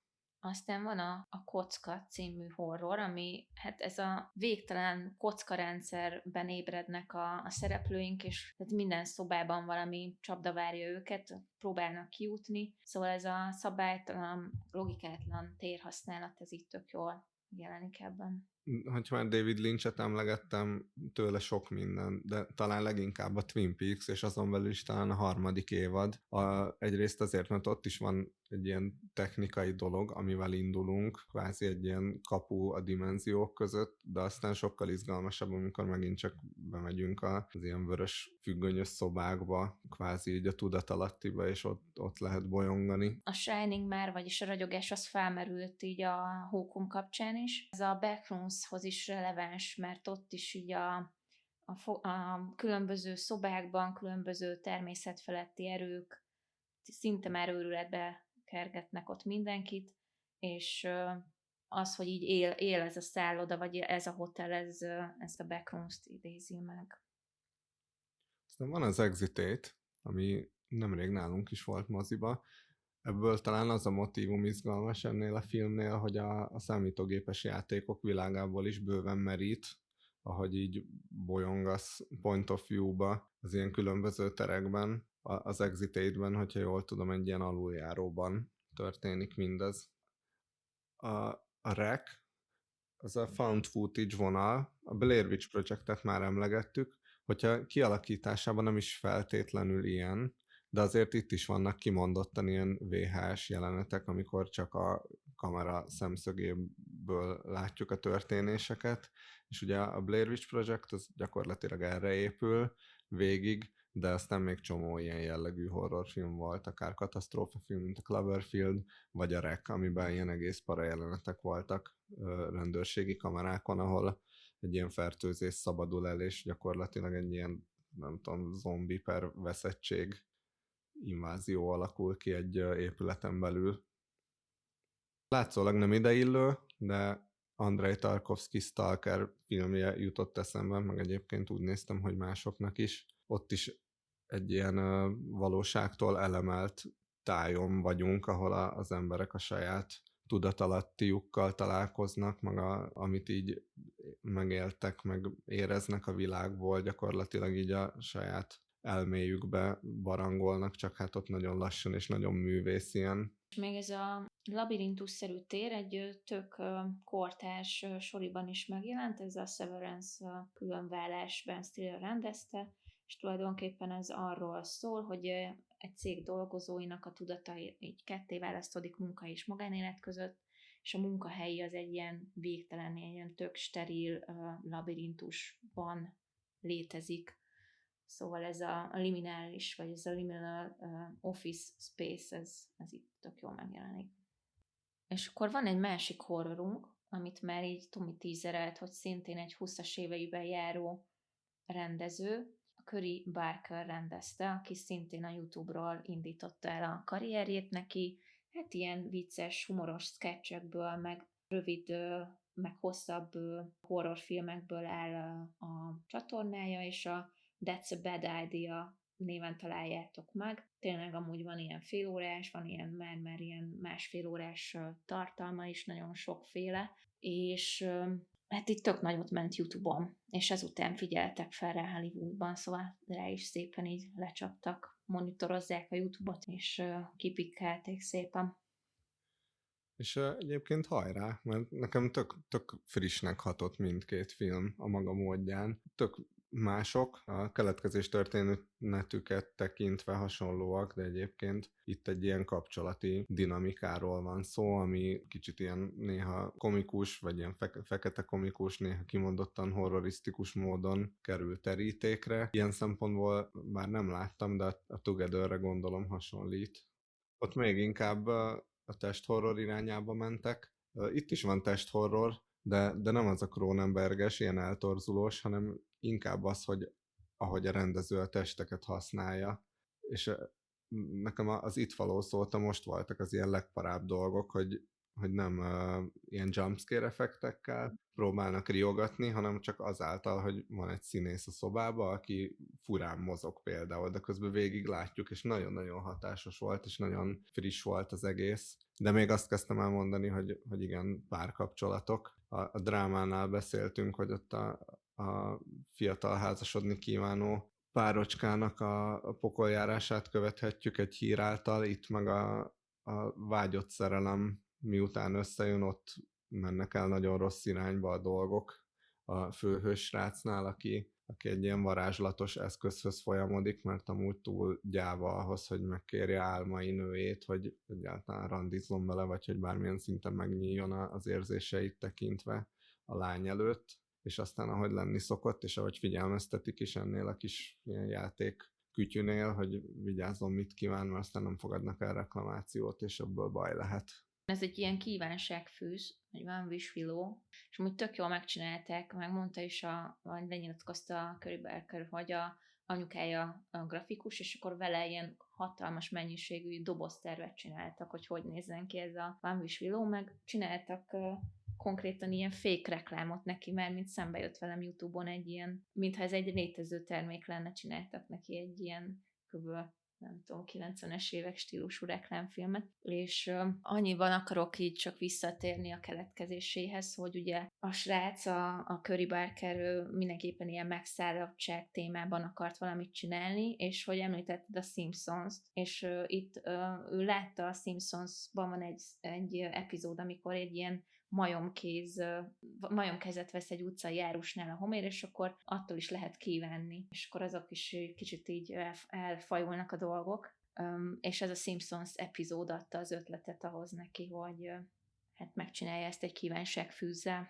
A kívánság egyébként az, hogy a csaj a világon őt szeresse a legjobban, de ez a szeretet aztán nagyon egyre nyomasztóbb lesz, és egyre bizarrabb, ilyen egész jó megoldások, meg fordulatok vannak a filmben. Szerintem a lány, mondjuk ki a nevét, mert hogy én ezt a nevet eddig nem ismertem, de azt hiszem nem is csoda, mert hogy ez az áttörése abszolút. Indy Navarrete szerintem az év felfedezése, egyszerre dögös, para, sajnálatra méltó, egyszerre áldozat, elkövető, ilyen tök komplex dolgokat játszik, és szerencsére olyan ez a karakter, vagy hát ez emiatt az átok miatt, hogy ilyen nagyon látványosan túl lehet játszani, ami nagyon-nagyon szórakoztató csak őt nézni az egész filmben. Igen, nagyon jó gesztikulációi mimikái vannak, viszont eszembe jutott az, amit egy korábbi adásban beszéltünk, hogy ezek a látványos alakítások elviszik a fókuszt a kevésbé látványosokról, és szeretném megemlíteni a srácot játszó Michael Johnston-t, aki Berta tulajdonképpen a másik főszereplőnket alakítja. Ő egy ilyen kis szerencsétlen srácot hoz, és szerintem az tök jó. Reis Gábor horrorfilmet írna, akkor ilyen főhőst írna, az biztos.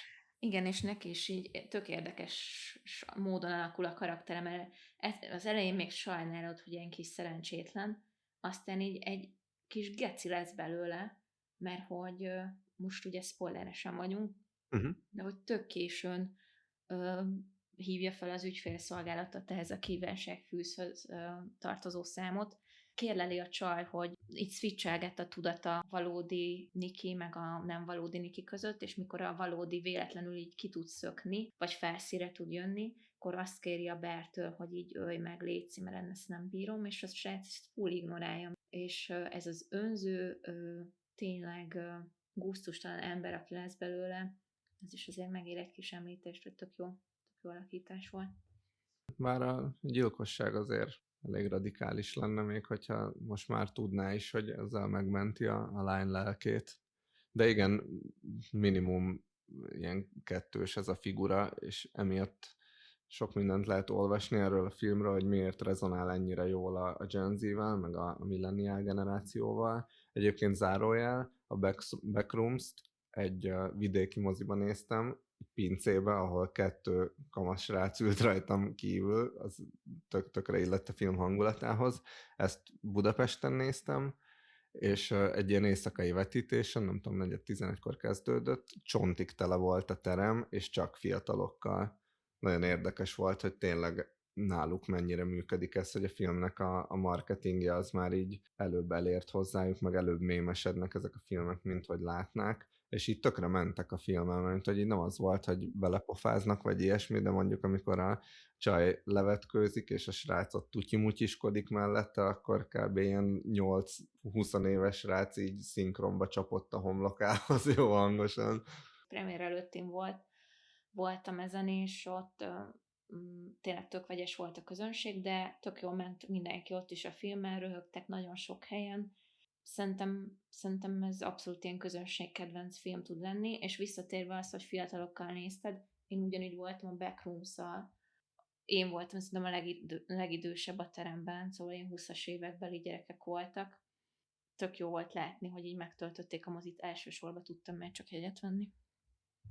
Amúgy mi is megrázóan fiatalok vagyunk, csak Ja, mondom. igen. De hogy igen, azt kezdtem el mondani, hogy ennek a generációnak az ilyen elköteleződés képtelensége, vagy nem tudom, igazából ilyen sok mindent bele lehet vetíteni a srácba. Ez a része szerintem annyira nem volt jól kidolgozva a filmnek, vagy kicsit úgy érzem, hogy ilyen részben mondva csináltak ezek az elemzések, hogy ez bármiféle ilyen generációs dolgot akarná elmondani. Én nem is láttam bele ilyen generációs dolgot, én abszolút így egy ilyen elbaszott párkapcsolat dinamikát láttam csak, ami Uh-huh. tökre általánosan tud érvényesülni, nem csak így a fiataloknál. És azért picit vontatottnak is éreztem ezt a filmet. A hype nyilván hozzátesz, hogy úgy jobban szereti az ember, meg jobban értékeli, de a vontatottságából néha ilyen jó dolgok is kisültek, mert amikor pont kezdtem kicsit unatkozni, vagy picit azt éreztem, hogy most olyan lassabbba kapcsolt a film, akkor jött egy olyan testcsel, tényleg a szószoros értelmében, vagy valamilyen meglepő dolog, amitől viszont így egész kipattant a szemem, vagy így hirtelen nagyon megijedtem, vagy nagyon viccesnek tűnt, és aztán meg nagyon sokkolt. Nekem nem volt ilyen üres járatérzésem, vagy pont azt éreztem, hogy itt tök jól kihasználta így az időt is, és lényeges dolgokat rakott bele. Nekem a végén volt valami hiányérzetem, de nem tudom megfogalmazni pontosan, hogy mitől. Kevés vágás is van a filmben, ez nyilatkozta is a rendező, mert valahogy ő szereti ezeket a hosszabb snitteket, tehát jól meg kell tervezni, hogy akkor abban mi történjen, stb. És szerintem emiatt is, hogy itt tényleg mindenre kell figyelni az adott jelenetbe, nem, emiatt sem volt üres járatérzésem. Szóval hajrá, tényleg hajrá 20 éves rendezők. De még a Scary Movie 72. részéről mesélnél a mélyen tisztelt Ó, hallgatóinknak? nem akarok sokat, mert borzalmas volt. Légy szíves. De legalább ez egy olyan film, hogy nem ülsz be nagy elvárásokkal, és tényleg így nem is gondoltam, hogy ez jó lesz. Csak abban reménykedtem, hogy legalább párszor tudok majd nevetni. Ugye a horrorra akadva 6. részéről van szó. Szerintem még így az 1-2-t azt annó láttam, vagy hát az még így abban a korszakomban volt, hogy így ezek a filmek így elmentek, de ugye közte kimaradt pár, most ez nem számít, mert mint hogy nyugodtan beülhet bárki, úgyhogy nem látta egyiket sem, ugyanolyan szar lesz az összes. A Wayans tesók csinálták amúgy az első 2-t, és most ehhez a 6-hoz is visszatértek alkotóként, megszereplőként is, és hát annyi kell tudni ezekről a horrorra akadva sorikról, hogy ezek tulajdonképpen horrorfilm paródiák, tehát különböző horrorfilmek jeleneteit átalakítva viccesebbé, idézőjelbe téve csinálnak egy filmet, aminek szintén van egy felépített történetszála, de hát ez itt tökre nem volt erős, vagy ilyen nagyon széttartó is volt, és voltak új karakterek, meg behoztak régi karaktereket is a filmbe. vagy hát visszahoztak régi karaktereket is, ami így a rajongóknak tök jó lehetett, de én azon röhögtem, hogy az előttem lévő sorban ülő nem tudom hány srác szakadnak olyan dolgokon, hogy föláll az egyik karakter, és kiesik a seggéből egy análdugó, meg Próbáltam nem röhögni most. hát, amúgy valamilyen szinten így kínodban röhögsz, mert így aki mellettem ülővel, akivel voltam, így összenéztem a haverommal, hogy Jézusom, mire jöttünk be. Tehát meg így kínodban tényleg ilyen szekunder szégyenérzet miatt így picit néha így röhögsz, de teljesen alpári poénok voltak, én nem tudom. Meg az is baj ezzel, hogy mostanában csomó olyan horror van, ami vagy annyira durva, hogy már ilyen fekete komédiába hajlik, vagy mint az Obsession is, hogy így direkt épít arra, hogy kicsit így elringat, meg megnevettet, aztán jön valami sokker, szóval ezt a horror komédia műfajt a horrorok jó esetben jobban csinálják. Igen. És tényleg gagyasz volt, már ilyen nem horrorfilmeket is behoztak, nem tudtak mit csinálni magukkal.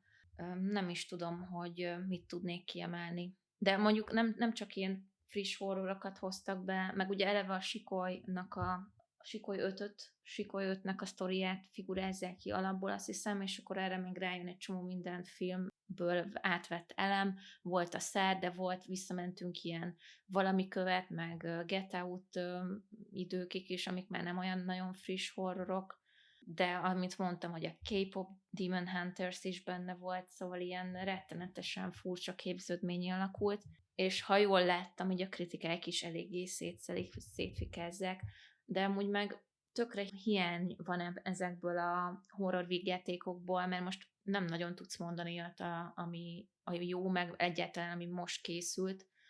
A paródiákból ugye most jött az új csupaszpisztoly, az szerintem teljesen korrekt volt, de valahogy nem tudunk még visszatérni az Airplane szintű vígjátékokig, vagy nem tudjuk visszahozni ezeknek az erősségét mostanában. Igen, meg túl korrekt lett a világ, vagy nem a világ, hanem a film próbál az lenni, és az nem kedvez az ilyen légkör az olyan poénoknak, amikor tényleg úgy merész lehetsz. Sacha Baron Cohen az például nem tudna most egy Brünót leforgatni, abban az tuti.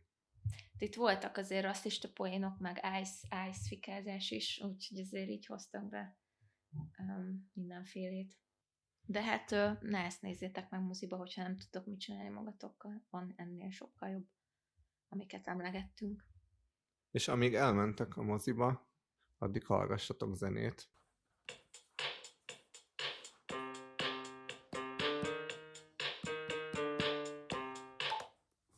Zene. Próbálunk sűrűn és tartalmasan beszélgetni néhány lemezről és trackről, mert volt hallgatni való bőven, de azért most nem szeretnénk kiemelni egy lemezt mondjuk, aminek olyan a háttér sztoria, hogy mindenképp azt érezzük, hogy sokat kéne róla beszélni. Szóval csak úgy bedobunk pár dolgot, amit egyébként megtaláltok a playlisten, ami a leírásban kattintható át. Spotify playlistünkön nem csak ezekről beszélünk, hanem még emellett is csomó friss, ropogós dal van mindenféle műfajba, úgyhogy hallgassátok. Az én első jelöltem Olivia Rodrigo The Cure című száma. Az első szingléről már beszéltünk, a közelgő nagylemezéről. Az ilyen kis Taylor Swift-es lityi volt. Ez meglepően erős dal minden szempontból. A felépítése, a produceri munka, ahogy ki van találva, szerintem a szöveg is tök jó. Van hozzá egy ilyen Gondry hangulatú klip, amit nem a Gondry csinál, de így az is tök jól működik. És igazából olyan ez a dal, mint egy ilyen Smashing Pumpkins, de abból is a jó Smashing Pumpkins, még a korai, és aztán a végén meg átmegy egy ilyen jó Arcade Fire-be. És ezt a két lovat ilyen tök jól üli meg egy seggel.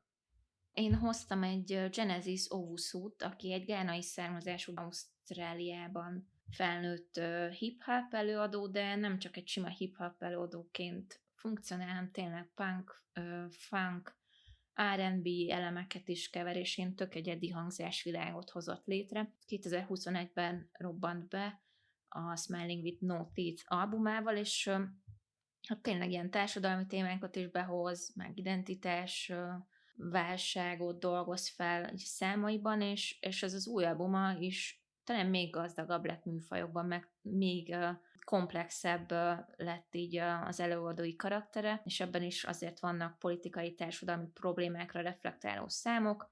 Én nagyon szeretem, és szeretném is így, hogy minél több emberhez eljusson így a Drake album rengeteg idejében, hogy ne veszten el itt azok között, úgyhogy nem tudom, most a Life Keeps Going számot ajánlom így hirtelen nektek, de amúgy nem tudnék nagyon választani. Aztán volt meglepetésre új Perfect Circle, amiről hát kötelességemnek tartom, hogy erről beszéljünk, mert egyrészt, hát főleg régebben, de én elég nagy túrajongó vagyok, Perfect Circle rajongó, és másrészt lesz Perfect Circle koncert június 15-én a Budapest Parkba, úgyhogy azért ehhez már illet villantaniuk valami új dolgot, de egyrészt ez egy ilyen supergroup, ráadásul Maynard James Keenan, Tool és Perfect Circle és Pacifer frontember elég öntörvényű figura, szóval ő így néha csinál valamit, néha borászkodik a kaliforniai birtokán, most végre csináltak egy új dalt. Az előző lemez az nem segítette a zenekarnak a kultuszát, mert a korai két lemezük az ilyen hibátlan cucc szerintem, és az Eat the Elephant az annyira nem sikerült jól, pedig hosszú várakozás előzte meg, ahogy ugye a legutóbbi túllemezt is, és ez nagyon sokszor bejött a túlnak, hogy így kiéheztetik a rajongókat, és aztán villantanak valami nagyon eredetit, amit még évekig lehet elemezgetni. Nem tudom, ez a dal úgy különösen nem hagyott bennem mély nyomot. Félrevezető a címe, Starless, gondoltam, hogy közel lesz a King Crimson Starless dalához, de egyébként nem. És tipikus Maynard ének, tipikus reverb gitárok. És van egy magyar előadó, akit te dobtál be, Tomi, és most jelentkezett új albummal, Alsa Luna. Kezdetben ketten az albumának a címe. Sose voltam így nagy rajongója, tényleg így mindenki Lana Del Reyhez hasonlítja, és szerintem ő is így ebben így fürdőzik, vagy szeretne is olyan lenni. Kiemelném az Assisi Cent című számát, amiben ilyen rímek vannak, hogy Assisi Cent, 50 Cent, ilyen rímpárok, szóval így vannak benne ilyen szövegírói bravúrok. Néha nagyon zavarba ejtő sorok vannak benne, amúgy már csak emiatt is érdemes végighallgatni. Kicsit ilyen zavarba ejtő ez az egész. Egyébként tényleg Lana Del Rey akar lenni, ez egyszerre szent és kurva, és gyakorlatilag az egész lemezen ez vonul végig, kicsit ilyen Gen Z toxikus kapcsolatok, konceptlemez.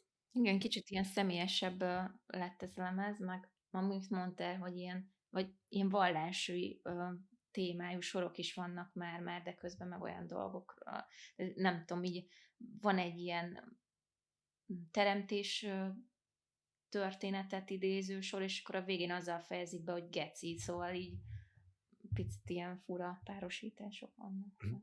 Igen, meg a Hófehér Jaguár is ilyen tök jó kiinduló pont, mert az a dal, ami a mai napig folyamatosan szól a rádiókból, de egyébként meg tényleg olyan szövege van, hogy ez ilyen igazi szexista, egy gyönyörű buta nő, hogy lehet elcsavarni a nők fejét könnyedén, szóval ebbe ilyen tök jó twistet lehetne belerakni, de nem éreztem, hogy sikerült volna. Meg tényleg a Lana Del Reynek a sorai, például amivel a Norman lemezét kezdi, hogy You fuck me so good that I almost said I love you, ilyen pure költészet, és ezt próbálja hajszolni érzésem szerint az Alsó Luna végig, és nem sikerül.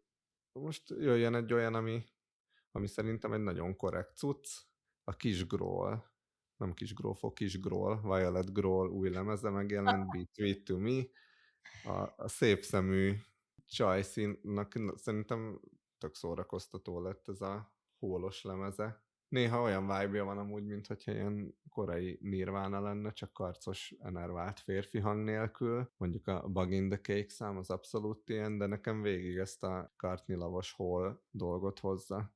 Igen, kis vagány album lett, meg tök jó, mert mi a klippekben is érződik, hogy azért imádja David Lynch-et, ezt le is nyilatkozta. Szóval kicsit ilyen darkos vibe-okkal rendelkező fiatal csaj, és ez nem tök nagy karrierút vár rá, amúgy én látom benne lehetőséget, hogy ő kinövi magát szépen lassan.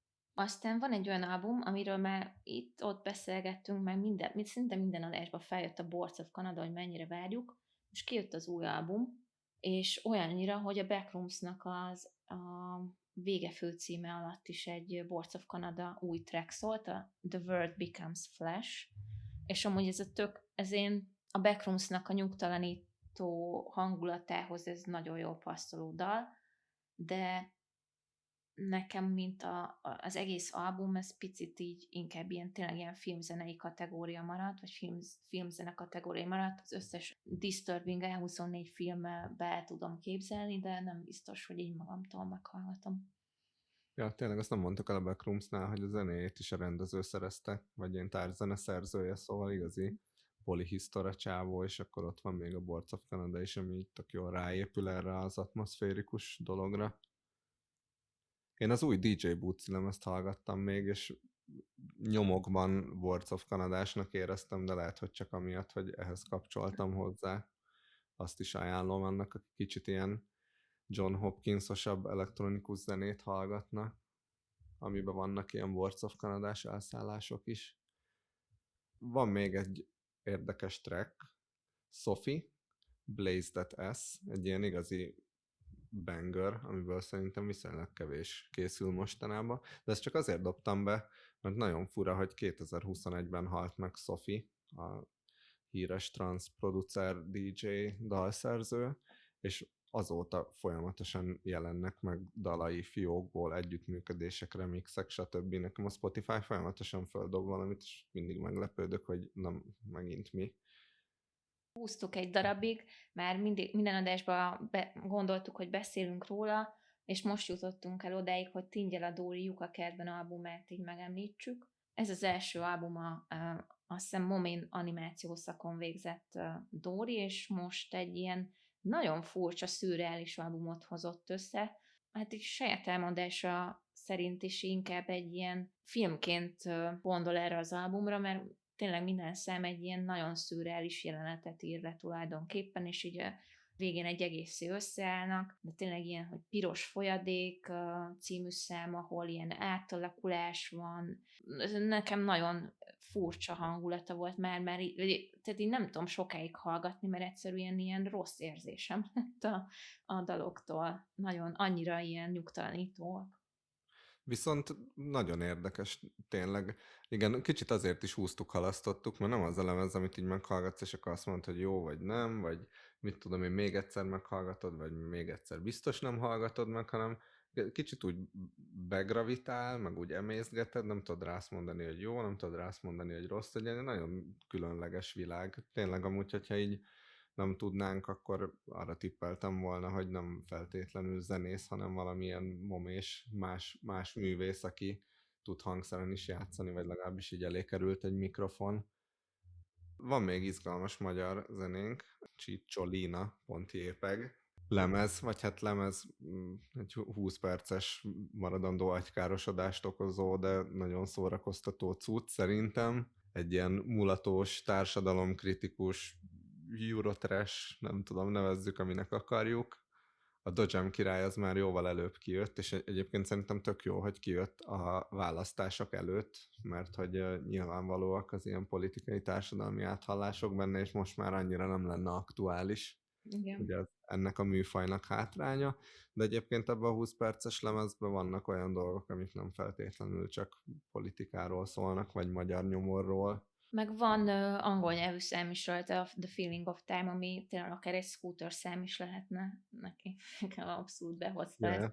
Tehát tényleg van ez a mulatós Dodgem, tényleg az, ami a Dodgemezés alatt szól, meg van ez a scooterös vibe-okat hozó számaik, és most egy videóklipet is felpakoltak, pont frissen, a Gazdálkodj okosanhoz, ami nekem a kedvenc számom az albumról, és megnéztem, hogy mi a leírás a kliphez, és ennyit írtak be, hogy egy jó klip. És van egy másik videóklipük, az még az előző albumról, a Breakup Korhoz, ahhoz meg ennyi van, hogy magáért beszél. Szóval na, szeretem, ha ilyen vicces, humoros bandák tűnnek fel Magyarország térképén. Ja. Nekem azért kicsit sok ilyen tömény mennyiségbe. Vagy a Dénesnél is azt éreztem, hogy itt tök jó poén, de aztán amikor így lemezek, meg egy egész karrier épül rá, akkor már tömény. Lacika 2001, Dr. Sex és a menedzserből áll a banda. Érdekesek. Kicsit Szerintem a Richard Gere-nek a Szintis Lacia előzte meg ezt a Cicciolina.jpg jelenséget szerintem. én a Richard Gere nagyon sok koncertjén ott voltam, hatalmas rajongójuk voltam. Még dedikált lemeze, CD-m is van. Ja. Szép munka. Na, úgyhogy tényleg hallgassatok rá. Szerintem most volt lemezbemutató koncertjük a Permanens Palazzóban, májusban, de szerintem még fel fognak tűnni itt-ott. És egy nagy öreget is hoztunk, Ed O'Brien-t. Mozartot. Ed O'Brien második szólóalbuma, a Blue Morpho most jött ki. Hát a Blue Morpho, ugye ez az azúr lepke, ez a nagyon szép, teljesen kék színekben pompázó pillangó. Hát ez azért jól összefoglalja, hogy miről is, vagy milyen is az album, mert ez a lepke, ez egy ilyen spirituális szimbólum, az átalakulási, a gyógyulási és az új kezdeteké, és pont ezért született meg ez a szólóalbum is, mert Ed O'Brien is picit ki akart jönni ebből a személyes válságából, meg a depressziós időszakából, ugye a Covid alatt azért szerintem eléggé megzuhant, és most így a természet fele fordult, és próbált így kilábalni ebből a nem túl jó időszakából, és ez az album, ez szerintem gyönyörűre sikeredett, mert minthogy ilyen nagyon szép számok vannak, és ez a természetben keresem az utat, ez itt tök megjelenik így a hangszerelésben is, nem tudom, volt ilyen madárcsicsergésszerű dolgok is benne, és engem így pozitív érzésekkel töltött fel, miközben hallgattam. Kicsit ilyen meditatív volt. Abszolút egyetértek, szerintem is tök jó. Ugye a Radiohead harmadik leghíresebb tagja. Meghallgattam az első lemezét, vagy újra hallgattam az Earth-öt, az sokkal ilyen színesebb, sokszínűbb, vibrálóbb valami, ének is több van rajta, meg ritmus is több van rajta. Ezen így érződik, hogy kicsit ilyen szomorkásabb, merengőbb dolog. Nekem picit a Flea lemez, amiről sokat beszéltünk a korábbi podcastban, az jutott eszembe, hogy ez is egy ilyen önmegvalósító dolog, és abból is látszik, hogy most nincsenek featek. Az Earth-ön volt egy Laura Marling együttműködés, lehet, hogy más valami is, ez most így abszolút csak ő. Az előző szóalbum az nem a brazíliai kintartózkodás alatt született? Vagy nem tudom, volt, mintha lett volna ilyen, és akkor ez a karneváli hangulat hozta be szerintem ezt a sokszínűséget is, ami így jellemzi az albumot. Igen. Van egy ilyen Iker lemez duóm, Kurt Weill új lemeze és a Kevin Morby új lemeze, a Badlands.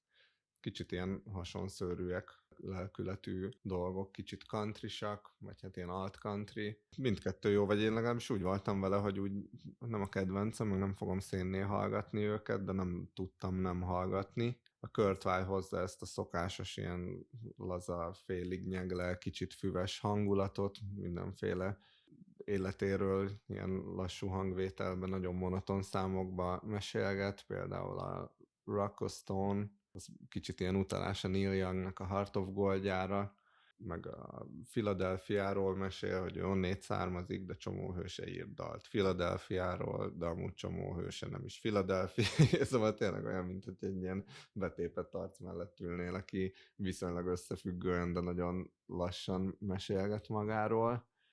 Egy órás, őt nem lehet azzal megvádolni, hogy ellébecolta ezt a melót, de hát az ő ilyen dal folyamának így illik is az a hosszú. És akkor van a Kevin Morby, ő is ilyen country ihletésű indie zenétól, viszont nekem sokkal líraibb, vagy legalábbis így az volt az érzésem, hogy ezt talán így jobban elmerülnék ebbe a lemezbe, mert hogy van olyan dal rajta, amiben kb. Ilyen apokaliptikus szintig mesél egy ilyen country számba.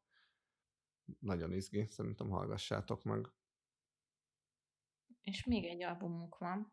Igen, hát majdnem elfelejtettem az utóbbi időszakból a legkedvencebb lemezem, az Ice Age-től a For Love of Grace and the Hereafter. dán zenekarról van szó, viszonylag nis, de nagyon cool, úgyhogy hogyha cool zenét akartok hallgatni, akkor most így abszolút lehet menni, pedig a 6.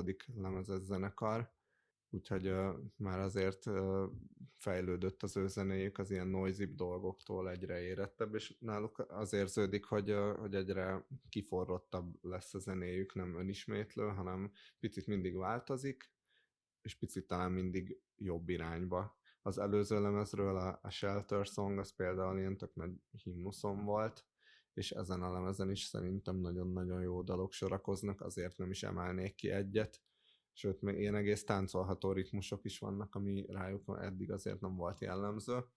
Nagyjából olyan vibe, mint a Fontaines DC, ami most már nálunk is azért eléggé elterjedt, vagy a Murder Capital, úgyhogy igazából őket is kiáltanám ilyen tiszteletbeli ír post-punk rock zenekarnak.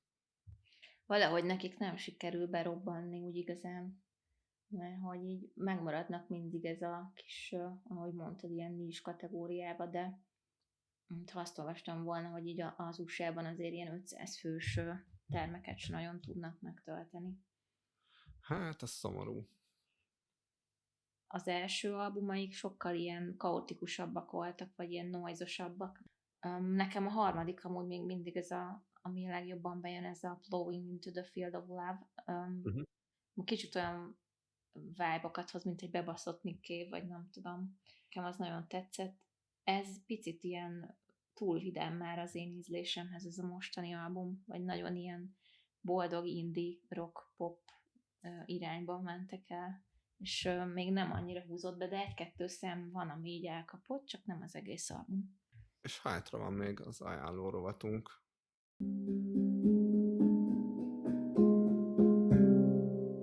Nem visszük túlzásba.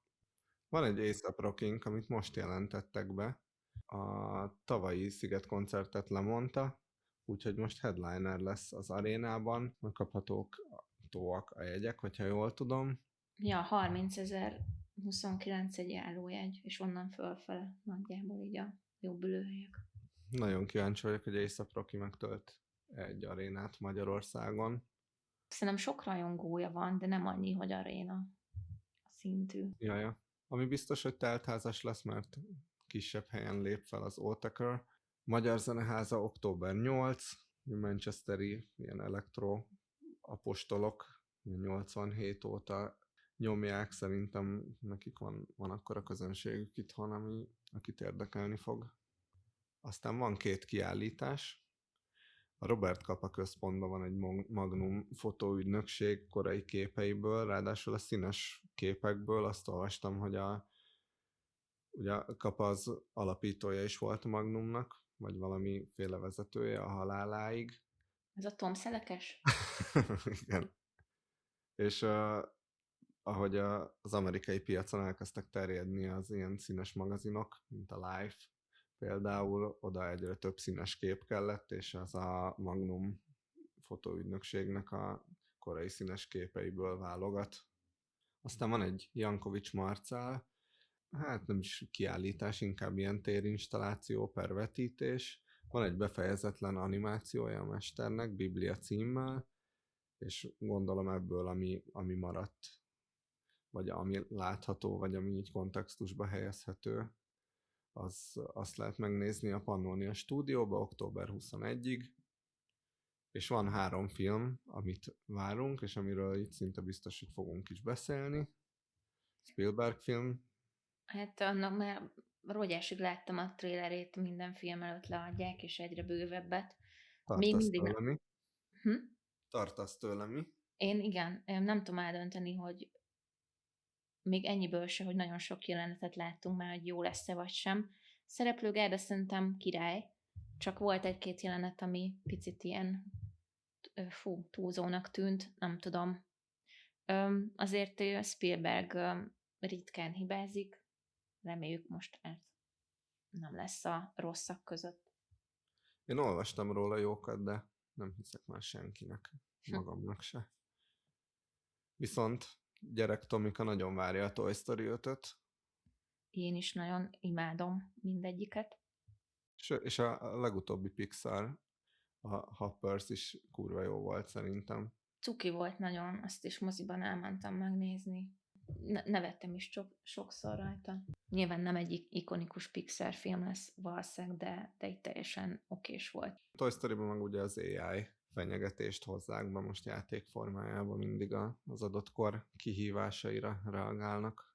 És van még egy Életem legjobb száma című film, ami így első ránézésre valamilyen gagyi kis végjátéknak tűnt, amíg nem láttam, hogy a Vance és a Sing Street alkotói, amiket én nagyon szerettem. Ezek az ír zenés filmek szerintem iszonyatosan jók, és hogyha megint csak lehetne hinni a poszterre írt sok csillagos ájuldozásoknak, akkor állítólag ez is hozza ezt a színvonalat. Az a kedvencem, amikor ilyeneket raknak rá plakátra, hogy nagyon tetszett, és akkor K. Géza. Tehát, hogy ilyen random Facebookos véleményeket köbö. Na, de ez én is bízom benne, hogy jó lesz, mert a Vance az egyik kedvenc filmem. És vége. Iratkozzatok fel, hogyha eddig eljutottatok, és még velünk vagytok, akkor nyomjatok mindenféle plusz jeleket a Spotify-on. Ígérjük, hogy hamarosan majd indítunk már social oldalakat is, és egyre több helyre megpróbáljuk felpakolni a kis adásainkat. De addig is a viszontlátásra. Sziasztok!